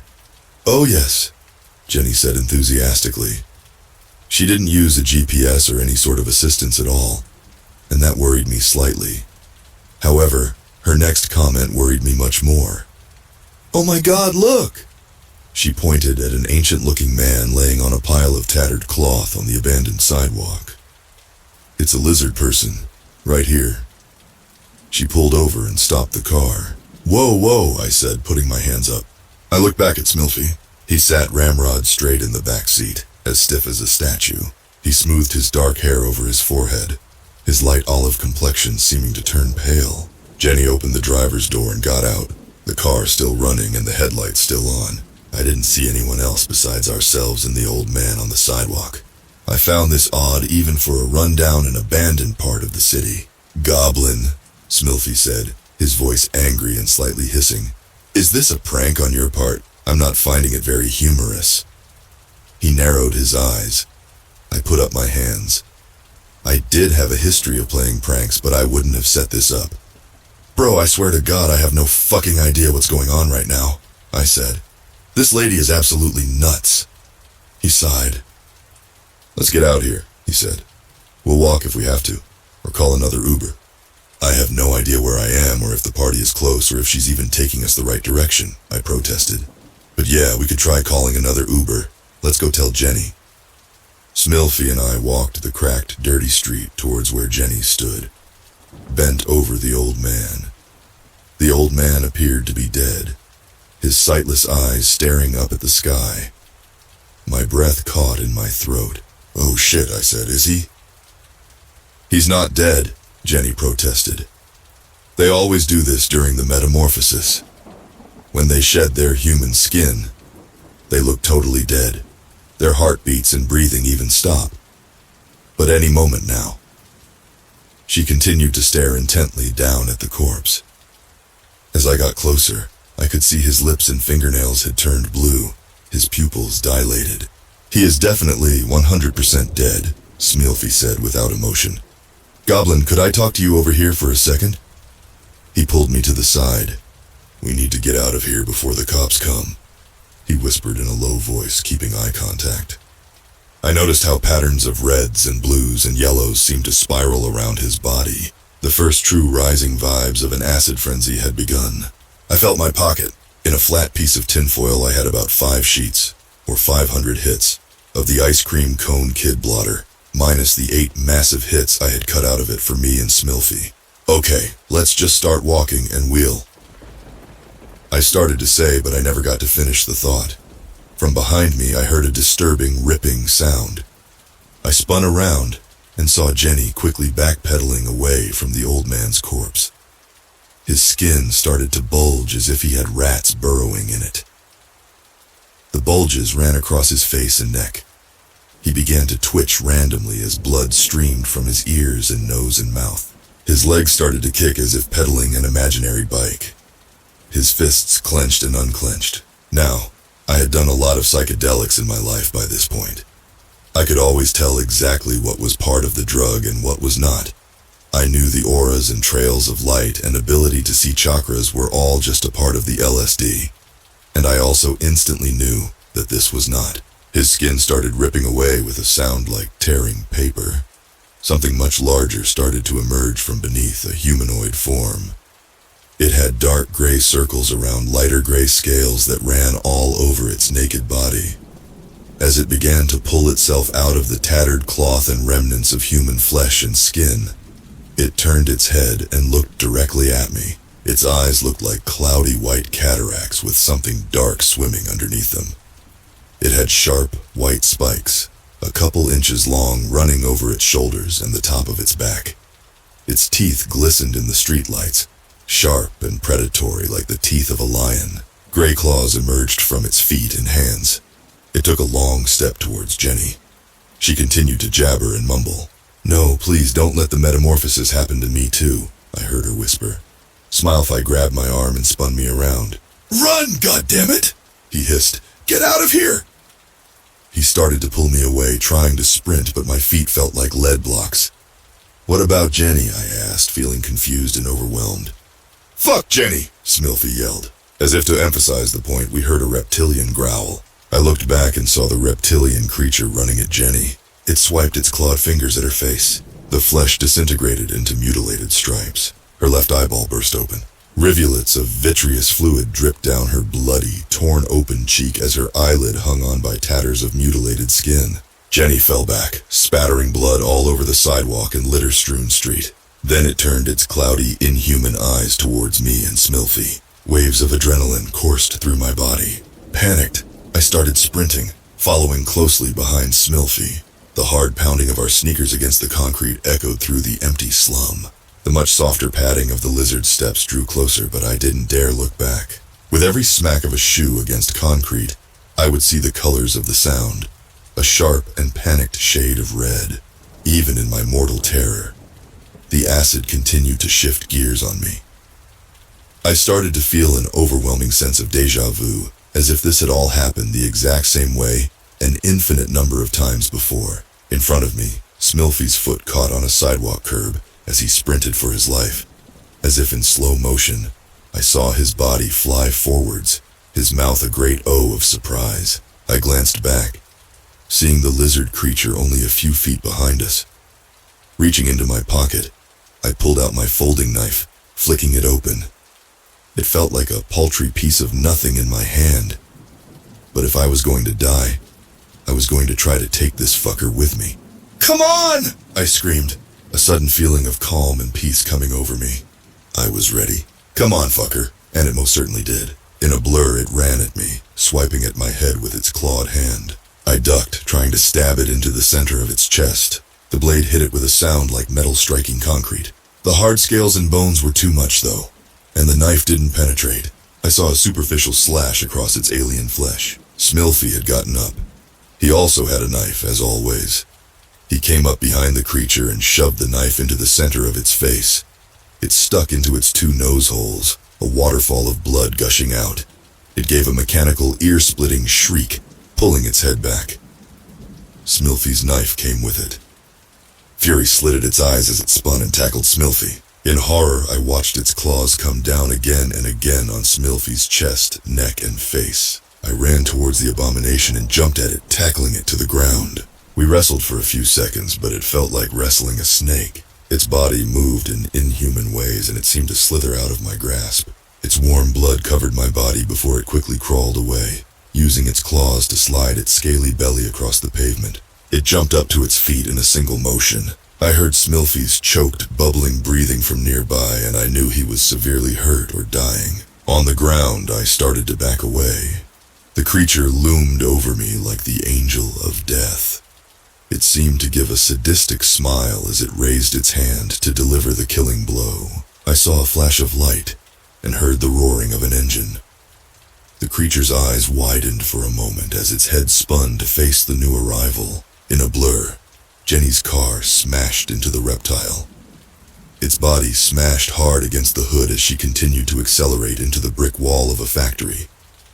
With an explosion of tortured metal and collapsing bricks, she crushed the creature between her car and the factory. She fell out of the car, stumbling to the right and left before stopping to vomit blood on the ground. Her one good eye met mine for a moment. The entire front of her shirt and pants had become a mask of fresh blood. She tried to say something and then collapsed. The lower half of the lizard's body had been crushed between the car's hood and the building. It continued to swipe its claws at air, growling and screaming in an ear-splitting cacophony. But over a few seconds, its movement slowed down and its shrieking became more and more muted.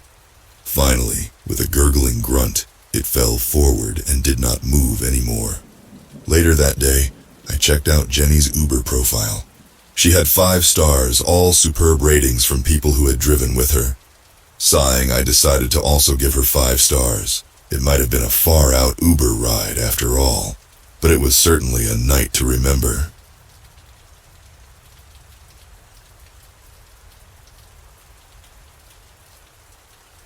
I've been driving with Uber in Arizona for about 2 years. I've had lots of weird passengers, but the one I picked up last Thursday was by far the strangest. I pulled up to the gas station. Outside was a young man about 20, staring up at the sun. He had long, greasy black hair, and even though it was over 100 degrees outside, he was wearing a black sweatshirt and black pants. I hoped that he was not my passenger, but he began making his way slowly to my car. "Are you Michael?" I asked him, but he did not respond. He just opened the back door and sat down.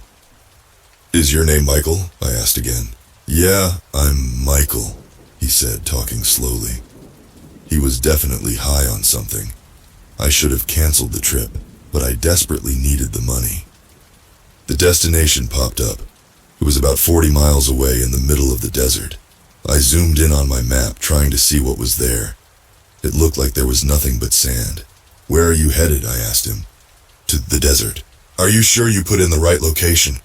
He nodded and closed his eyes. I've had lots of strange passengers, but this just seemed off. I wondered if I were going to get robbed out in the desert, but that seemed unlikely. I started driving. About 10 miles outside of town, I turned onto a narrow gravel road, barely wide enough for 2 cars to pass. According to the GPS, I was supposed to follow this road for 20 miles. I didn't see another car the entire way, or pass any sign of civilization. Nothing but cactuses on the side of the road. What was this road even for? Did it lead to some old mine? After 20 miles, I turned off onto an even narrower dirt road. It was in awful condition, and even though I only had to go 2 miles on it, it took nearly half an hour. Finally, we arrived outside a ramshackle wooden building, about the size of a small barn. There were no other cars by it. I turned to Michael, who was sleeping in the back seat. He hadn't said a word the entire trip. "We're here." Wherever here was. He did not stir. I gently nudged his arm. No reaction. I felt his pulse. It was there, but faint, very faint. As I was considering what to do, Michael's phone rang. I answered it. "I see your car," a raspy voice said. "Take Michael out and bring him into the building. He's sick, he needs to get to a hospital." "No, take him into the building. There is a shaft. Throw him down it." "What?" "Throw him down the shaft. We will take care of him." Panicking and terrified, I got out of the car and yanked Michael out. I then sped away, leaving him lying face down in the burning sand. When I was about a half-mile from the building, I saw 3 small figures emerge and drag Michael inside. That was the last time I ever drove for Uber.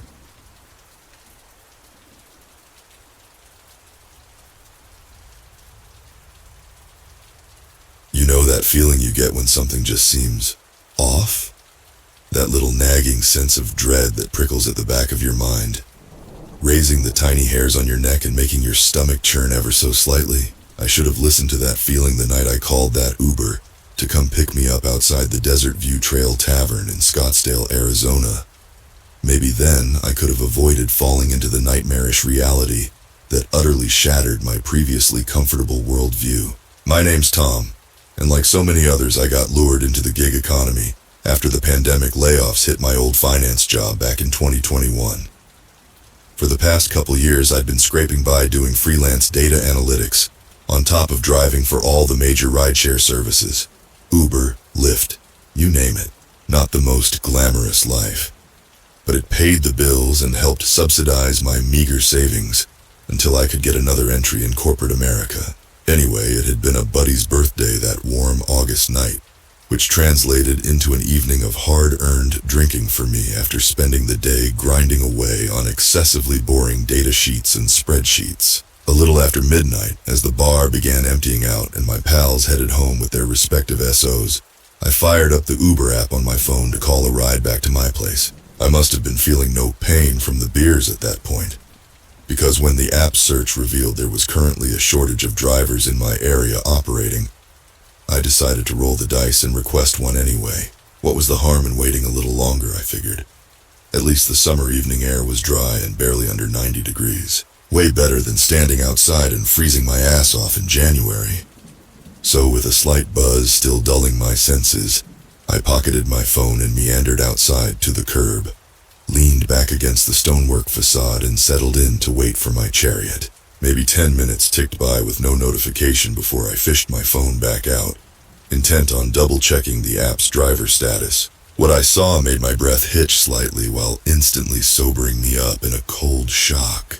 My Uber request had indeed been accepted, except the driver's info displayed on my screen, instead of bearing a name, simply showed an eerie arrangement of random numbers and symbols. 0782 Q37 and the photo showing the driver's typical smiling portrait was blacked out entirely, replaced with an indecipherable jumble of digital static and green scrolling code matrix style across the darkened square. Thoroughly creeped out now. My unease only intensified when I noticed under the vehicle details section, the listed make and model was blank. Just a dash where the car info should have appeared. Part of me knew right then and there I needed to cancel this ride, get the hell out of there, and try again later when the app was functioning properly.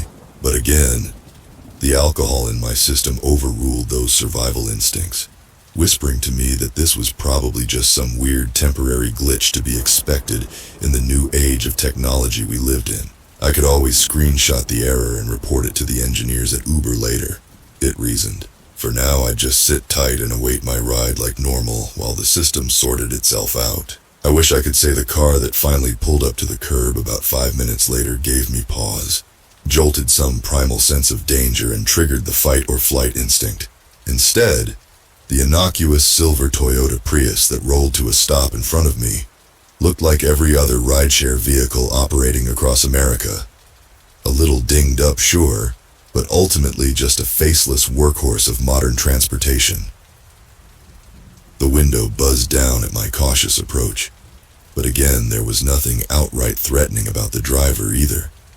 Just a middle-aged man, glasses and nondescript ball cap, face half obscured in the shadows of the parking lot glow. He waved me over with a pleasant enough expression.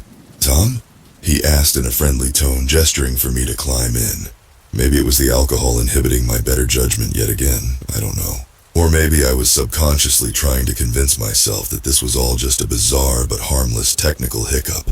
In any case, after confirming my name, I pulled open the rear passenger door and climbed inside, muttering out some greeting about how I'd been waiting a little while for a driver to become available.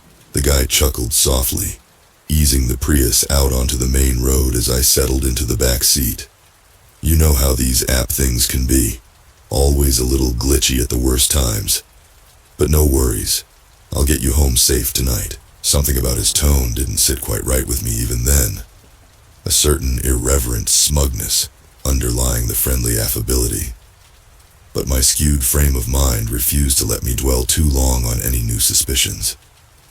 I just wanted to get back to my place, down some water, and sleep this buzz off for good. A few miles of relative silence passed as the Prius cruised in the direction of my neighborhood, nothing seeming overtly amiss in the quiet evening darkness. That's when the driver suddenly cleared his throat and broke the stillness. "So Tommy, you mind doing me a favor and pulling up your ride details on your end? I'm having a heck of a time getting the navigation to cooperate for your drop-off." My guard went up immediately at the informal use of my nickname. But again, trying to dismiss my unease, I mumbled out an acknowledgement, thumbing open the app to display the fare tracking screen.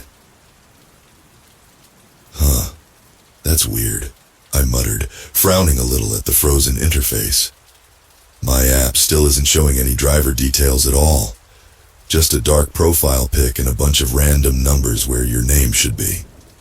The driver's eyes flicked up to catch mine in the rear-view mirror, lips pursing ever so slightly beneath the shadow of his baseball cap. Is that so? He mused, a sudden undercurrent of tension creeping into his formerly tranquil voice. Well then, why don't you take a closer look and read off those numbers for me? Chest tightening, I nevertheless squinted down at the jumbled character arrangement beside the blackened driver photo, muttering out the bizarre sequence to him reluctantly. 007820, capital Q37, $, ampersand. At the final character, the driver abruptly slammed on the brakes so violently, I nearly lurched out of my seat entirely. The Prius jolting to a screeching halt, dead in the middle of the deserted street in a run-down industrial neighborhood. My pulse was jackhammering now as fiery adrenaline spiked through my system, screaming about the danger signals I'd recklessly disregarded all around me. Slowly, almost robotically, the driver pulled off into a vacant parking lot sandwiched between two abandoned buildings, the Prius rolling across the cracked, weed-choked asphalt until facing the center of the desolate area. Only then did he kill the engine and twist around to fix me with an expression that made my blood run cold. Gone was the tranquil, disarming demeanor from before. Now his features were set in harsh, chiseled lines of grim finality. Eyes narrowed, brow furrowed, lips parted to reveal a hint of clenched teeth. My trembling fingers found the door handle on instinct, but deep down I knew there was nowhere for me to run. You know, you really should have trusted your instincts back there and requested a different driver, he growled in a low, gravelly tone that bordered on inhuman. Instead, you had to go and summon one of us, the fare collectors. Alarm bells were deafening now, every fiber of my being screaming at me to escape this aberration's grasp. My sweaty palm fumbled behind my back for the door lock, anything that could buy me another precious second. Sensing my desperation, the thing wearing the human driver's skin unleashed a cruel draconian bark of laughter that seemed to shake the car's frame violently. Don't bother trying to run, Tommy, it hissed, spittle flying from twisted lips. You rang our number and now it's time to pay up accordingly. A flurry of dark motion erupted from the figure in the front seat, so sudden and disorienting.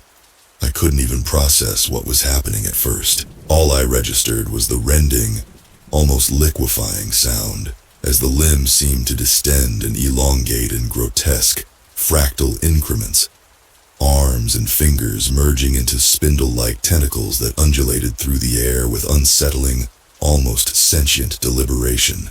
The chest cavity swelled outwards with dull snaps and pops like a cannon preparing to fire, bulging against polyester fabric that began separating at the seams.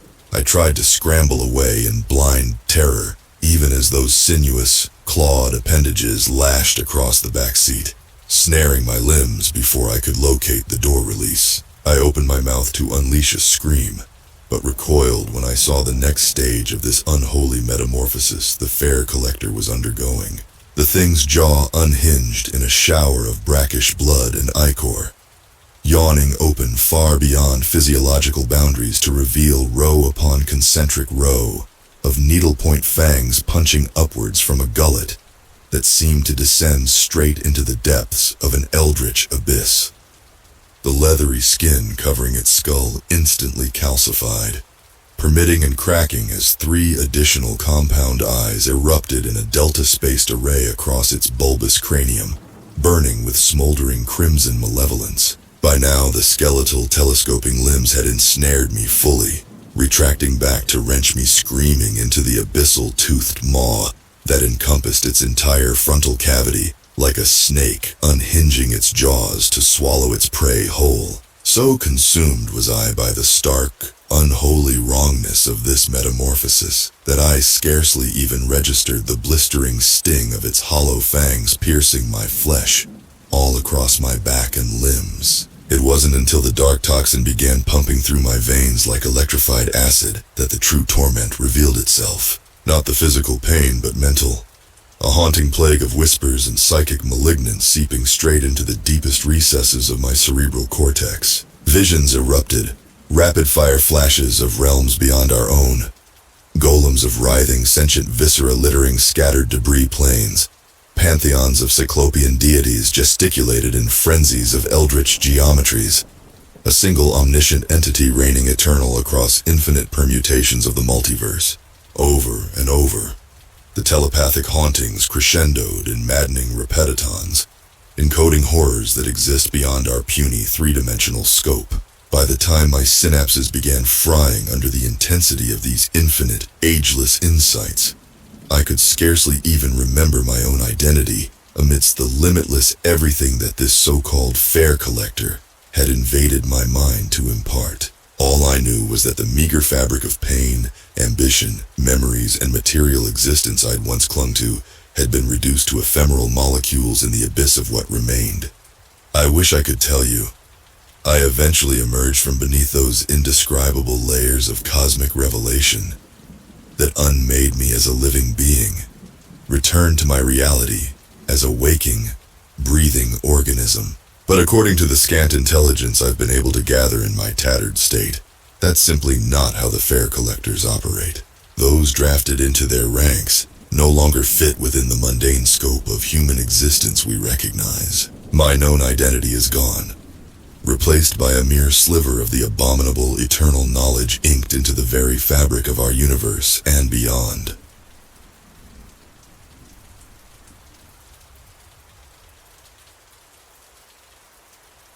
The day started great. I was enjoying some quality time with my family before they drove me to the airport to go back to college. I recently turned 21 and my dad was able to get a first-class ticket on miles. Suffice to say, I was excited to take full advantage of the free drinks on the plane.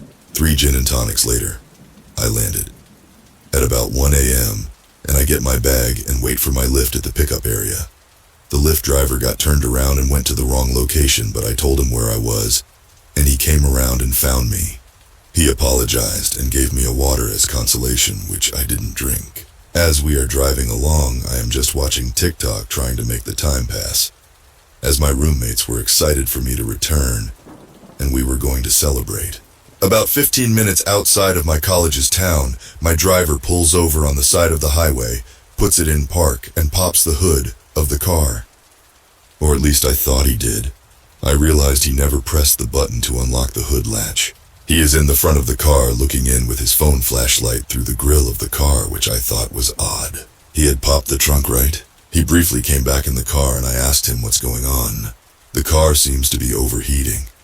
I'm not sure what's wrong, he says. I'm a bit confused, but just take his word for it, although I noticed no signs of the car overheating. No smoke. The heat gauge didn't seem to indicate anything. Nothing. He goes back outside, and I call my roommate T to let him know what's going on. Yo T, I'm a little sketched out right now. My Lyft is pulled over on the highway and is claiming his car is overheating. Just so you know, I'm near exit number and mile marker. I don't think anything's actually wrong, but I just want to be safe. We've already started drinking, so I don't think I can come pick you up. But good that you told me where you are, T said. As I'm on the phone with T, the driver calls someone up.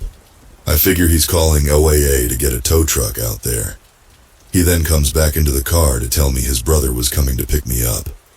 This fully triggered my fight or flight response, and I started to panic. I have commented to my roommates that a metal water bottle would make a good, improvised weapon if you were ever in need of defending yourself. And so I took out my hydro flask from my backpack and held it firmly in my hand. Then I call my mom and explain the situation. Mom, I say shakily. My Lyft driver pulled over on the side of the highway and is telling me his brother is coming to pick me up because he's having engine trouble. I don't feel safe. I'm not sure what to do. My mom tells me to tell her my location and to stay on the phone with her, which I do. I then get out of the car and ask the driver if he can just drive me over to a nearby business park so I can call a new lift. He says, "No need. My brother is on his way, he should be here in 15 minutes.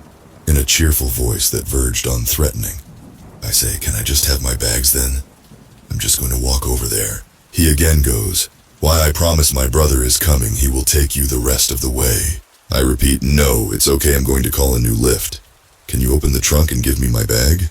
He keeps persisting. "It's my own brother, he will take you the rest of the way." He very reluctantly opens the trunk and I take my bag out and tell him fearfully, "You'll still get paid, I'm just going to get a new lift." I then sprint across the highway and a highway on-ramp to get out of there as fast as possible.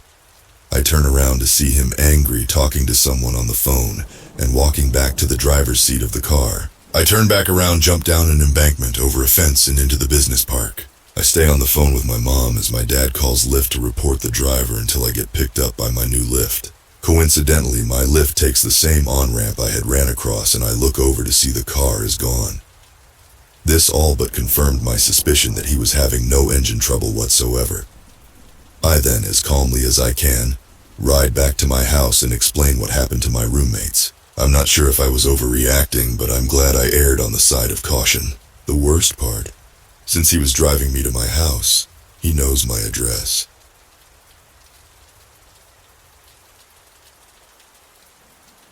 I hardly like to remember the first and last time I ever took an Uber, as it was a fairly traumatic experience. I had just finished an 11-hour shift, and I had hardly gotten much sleep the night before. Even if I had a vehicle at the time, I'm not sure I would have chosen to drive myself home because of my level of exhaustion. Usually I took a taxi home, but either the ones that drove past me that day didn't want to drive me or they were all taken. So I chose to use Uber since my friends both raved so hard about it, practically preaching as if it were their personal religion. Well, in every few good experiences there's a bad one, and this is where mine begins. Once my Uber arrived, I noticed it had no back license plate. But I didn't think much about it because, to be quite honest, I was a blink away from passing out onto the pavement. So, of course, I didn't think anything of it. The moment I sat in the vehicle, I noticed how irrevocably clean it was, especially compared to most of the taxis I had taken in my life. Another thing I noticed was how the man in the front seat never so much as took a glance in my direction. He even just sat there for a minute in complete and utter silence, unmoving. After that minute, I began to think that I had somehow gotten into the wrong vehicle and apologized. But once I did, the car started moving, so I relaxed a bit, assuming he may have just been waiting for a moment to get back into traffic. The last thing I remembered was watching the bustling downtown area going about its business, until my eyes finally chose to flutter shut and send me into a blissful sleep. I woke up once the car hit a large pothole in the road, causing me to whack my head into the window fairly hard. The first thing that alerted me to something being wrong was the fact that it was super dark out. When I had entered the Uber, it was at least 3 at night. It doesn't get dark at that time of year till at least 4 or 5 at night. On top of that, the highway in which I didn't recognize was practically dead, which that in itself was a rarity. So I couldn't even begin to comprehend how long I had actually been out for. As I glanced out of the window, I felt my heart sink into the pit of my stomach slightly. We were no longer inside the city. Instead, we were on a pitch-black highway surrounded by dense forest.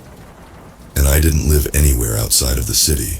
I quickly began to feel the tingling sensation of eyes on me, causing me to turn my head to the empty seat beside me. Except it was no longer empty. It was nearly too dark to see, but I was able to make out the shape of a dark, lanky figure seated beside me. The only part of his face that was lit up by the dim dash lights were his insanely wide eyes, staring at me intensely. The way he looked at me gave me a sense of complete and utter panic. I was in a situation that I never thought could happen to me. It was something that happened to other people, never me. "Do you happen to know if we're close to my destination?" I questioned, trying to sound as calm as possible. The man beside me continued to stare at me longer than any sane person would be comfortable with. "He has other plans for you. A new destination, we're almost there." the man beside me stated in an unsettling tone. At this point, I was sure the man hadn't blinked a single time since I had awoken. The man's words quickly sent my already present panic into overdrive. The car was going nearly 100 miles per hour on the highway in the middle of the night. My mind began to race as fast as the vehicle, grasping at any faint idea I could use to get me out of the car or out of my situation. If I jumped out of the vehicle and somehow didn't break any bones or end up dead, they would easily find me on the road. Plus, I had no clue where I even was. "I have to go to the bathroom. Could we maybe make a quick stop?" I said. The two men simply stayed quiet, practically ignoring my question, although it hardly seemed as though they had even heard me at all. "The others will welcome you once he is done. He will welcome you." The man in front seat finally spoke deeply, the vibrato and intent in his voice shaking me to the core. The moment a single vehicle finally drove past us, the light that filled the car was enough to help me see my surroundings better, giving me a moment to get a more clear look at the second passenger. The man beside me had fresh stitches all over his face. His top eyelids were stuck open, making his constant wide eyes more understandable, but no less unsettling. His entire face was almost like some sick sewing project, almost reminiscent of Frankenstein, but confined to the head rather than the entire body. "You came to us for a reason. He will be pleased to make you like me, like us," the man beside me said, beginning to stroke my hair and touch the features of my face. I began to shake under the stranger's touch as well as his words. His fingers were rough and disconcertingly dry. The sound of sirens from behind us let an overbearing rush of relief wash over me. But there was also an almost uncomfortable tension that fell upon the air. It felt as if something within the air was taut and ready to snap at any moment, as if the slightest provocation or wrong movement could cause it to blow. "Do you folks know why I pulled you over?" the police officer questioned once he reached the car. "No, sir, I don't believe I do," the man in the driver's seat said in a flat manner. "Well, for starters, you were going nearly 50 over the speed limit. That, of course, isn't a huge deal as it is the highway, and it's not very busy at this time. But both of your headlights are burned out, and that's too dangerous to be on the road. I'm surprised I even caught you, it was so dark," the officer stated calmly, tapping his fingers against the car as he stared into the dark vehicle. The moment his eyes made contact with my own, I tried as hard as possible to convey my fear, to silently plea for help without aggravating the two men in some way. "I thought I recognized you. There's a warrant out for your arrest. I'm afraid I'll have to take you in," the cop says sternly, singling me out. The men around me didn't seem to clue into the fact that he was talking to me, as I saw them both tense up at his words. The moment the police officer opened the passenger door beside me, I nearly began crying out of relief, but I refrained. The men behind me stayed uncomfortably quiet as the cop locked the cuffs on me. The now overly acquainted sense of unease and panic continued to fill me as I felt the men's eyes bore into my back. It felt like at any moment my chance at freedom would be taken away, that they would be armed and shoot my savior or even me. But they did neither.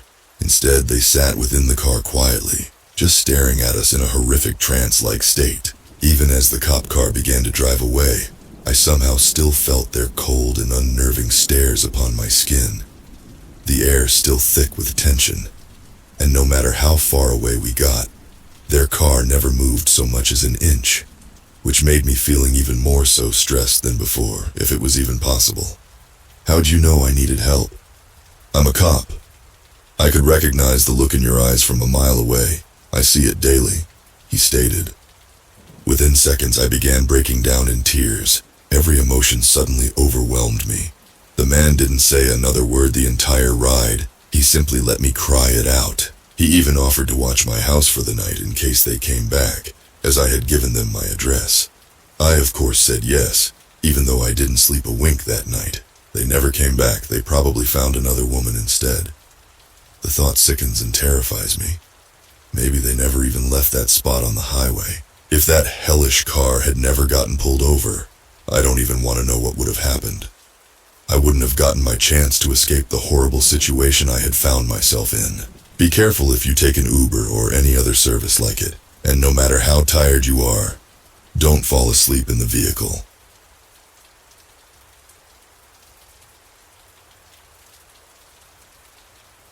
A frustrated writer, I find driving along empty streets and artificial lightings hanging above me soothing, and meeting new people thought-provoking. Staring at a computer screen, not to mention creative writing in general, sucks the life out of me, figuratively and quite literally.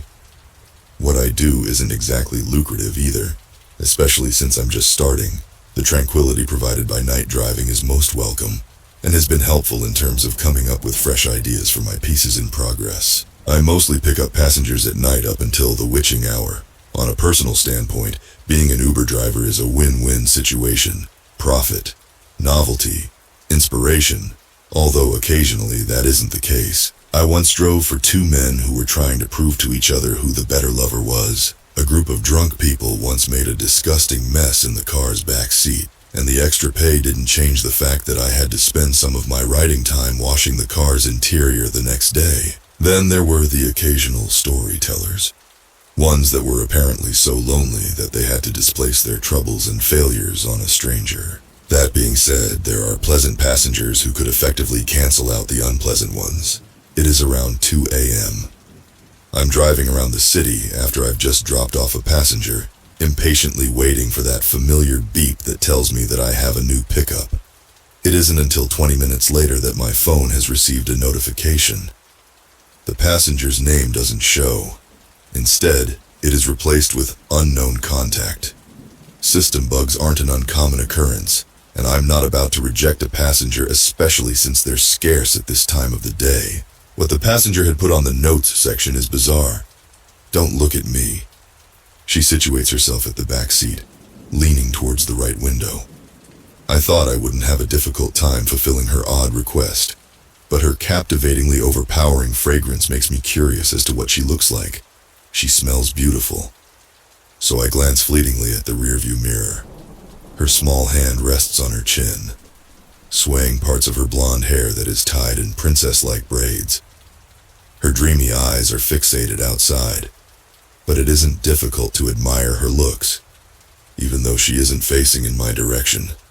If anything, I realize how perfectly shaped her nose is.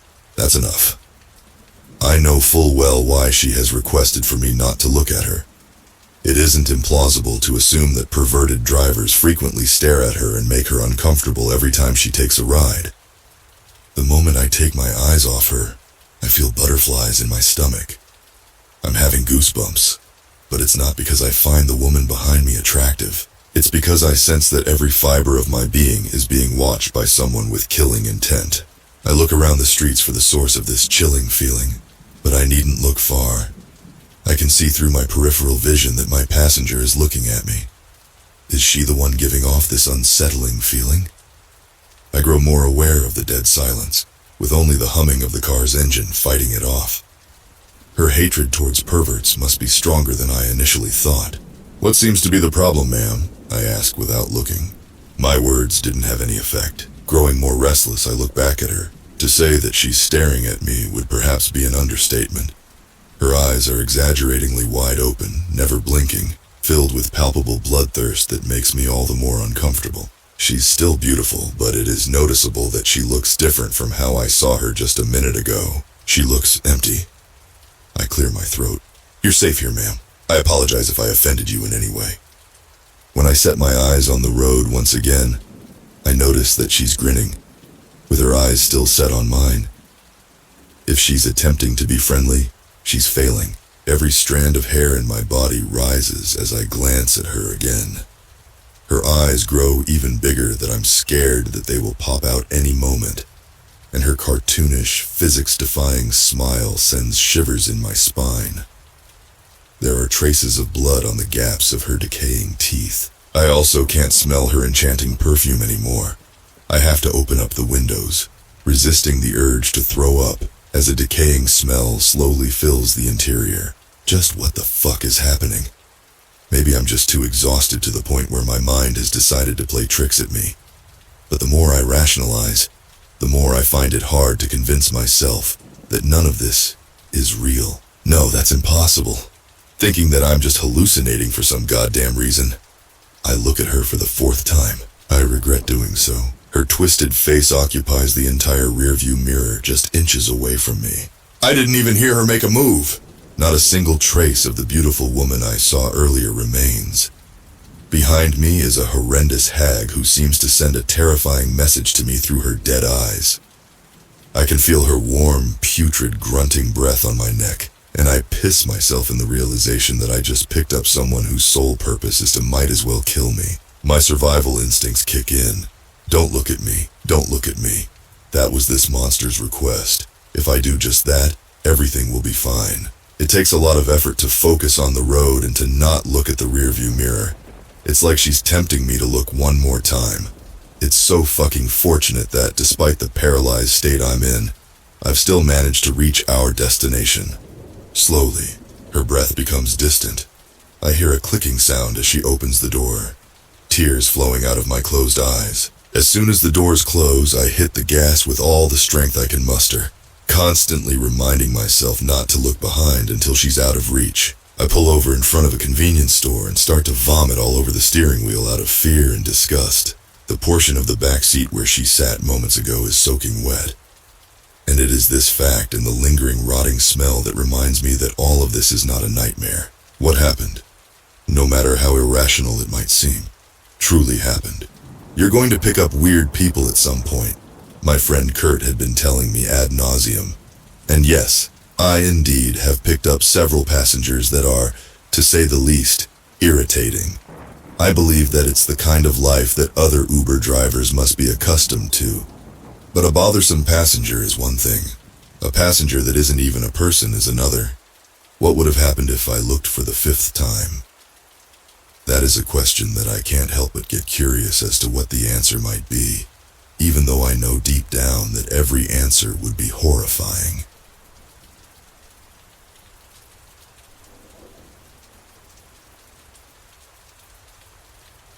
I'd gotten a call from my friend mid-evening. I had already settled down with a few drinks for the night, but I picked up the phone anyway. He was sobbing over receiving a final warning at work and was scared to be alone. So I told him I'd grab a ride and be there soon. I wasn't about to risk a DWI and wanted to cut through the end of rush hour quickly, so I called an Uber. Waiting outside, I checked the app to see what kind of car I should be looking for. An orange Volvo. Pretty hard to miss, with a middle-aged white guy as the driver. I noticed he had 5 stars, which is really unusual, but I didn't think much else of it. When the driver pulled up, he wasn't in an orange Volvo, he was in an older silver sedan. Nothing decrepit, but definitely not what I usually get. He said his regular car was in the shop when I asked. Since his photo matched up, I went ahead and got in. I'd taken Uber a billion times, and I was a lot more worried about my friend being alone. As we approached the end of the street of my apartment complex, the app wouldn't register that I'd been picked up. He circled the complex to see if that would trigger the GPS, but nope. Every minute I was a little more panicked that I'd get to my friend's place too late, and he seemed to pick up on that. Well, I might as well drive you anyway. Just give me a good rating if you're prompted, eh? I agreed, and we got on the major road. You're actually my first ride I started with Uber this morning. In my initial panic, I hadn't noticed a few things. The first was that the Uber light in his window was just an LED behind a piece of paper, not a lamp linked to the app where you can change the color to find your car. I also hadn't noticed he didn't have a phone mount and seemed unable to access GPS outside of the Uber app. He kept asking for directions. I pulled up my Google Maps to direct him and realized everything he'd told me in our small talk was a lie. He'd claimed to live in our city his whole life.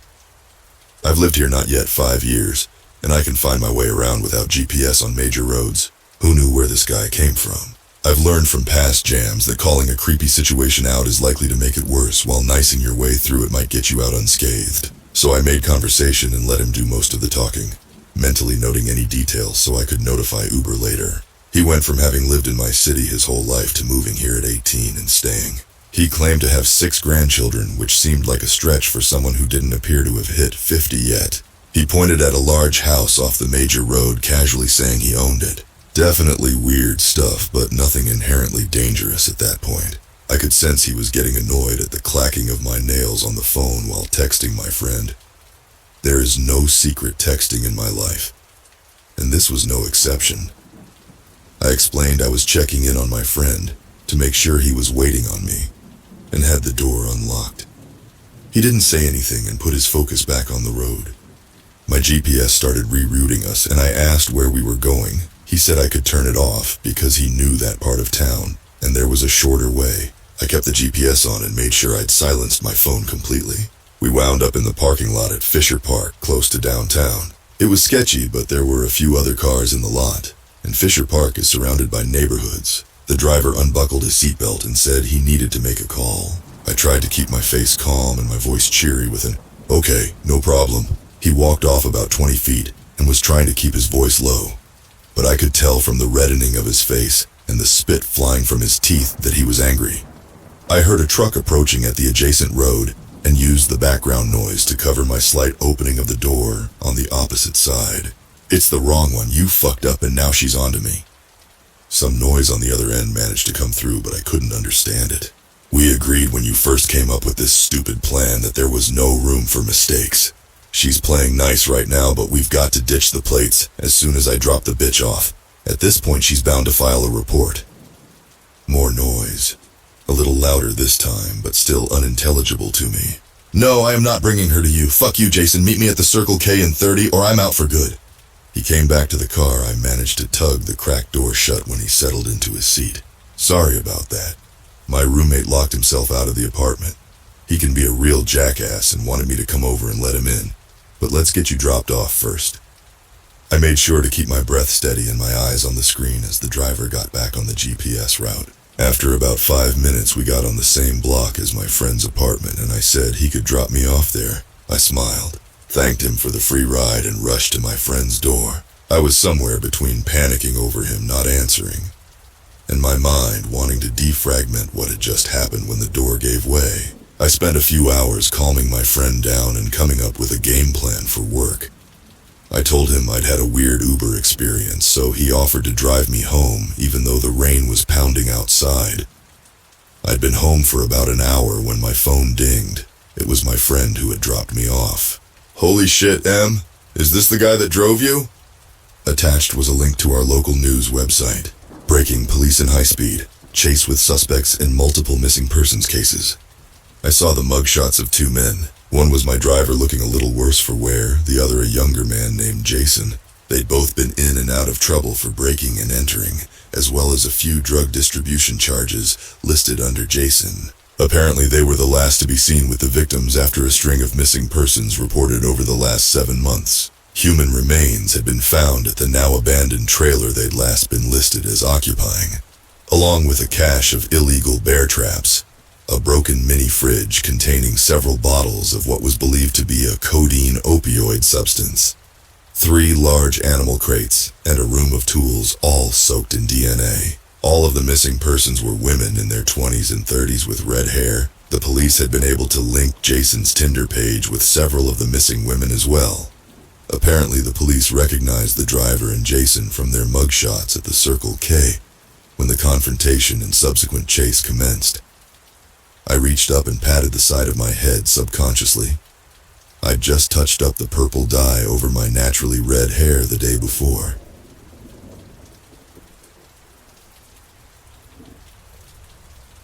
So the other day, my friend and his wife invited me to grab a beer at one of those self-serve breweries.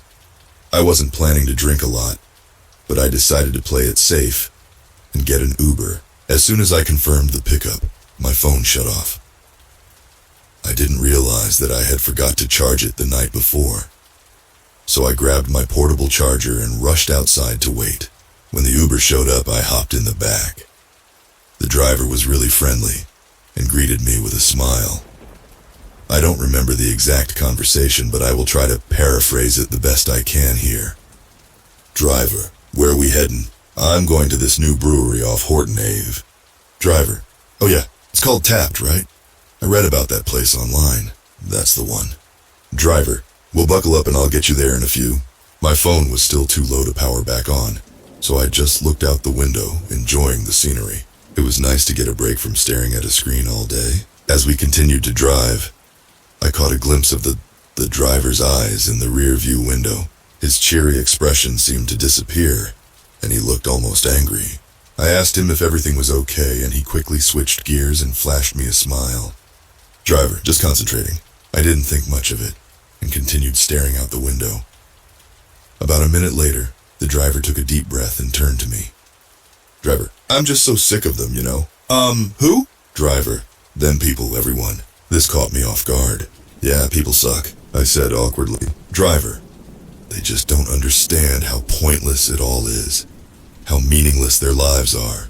I started to feel a little uncomfortable, so I tried changing the subject. "So how long you been driving?" He didn't bite. "Driver, do you know what a parasite is? It's an organism that sucks the resources out of something else. That's exactly what humans do.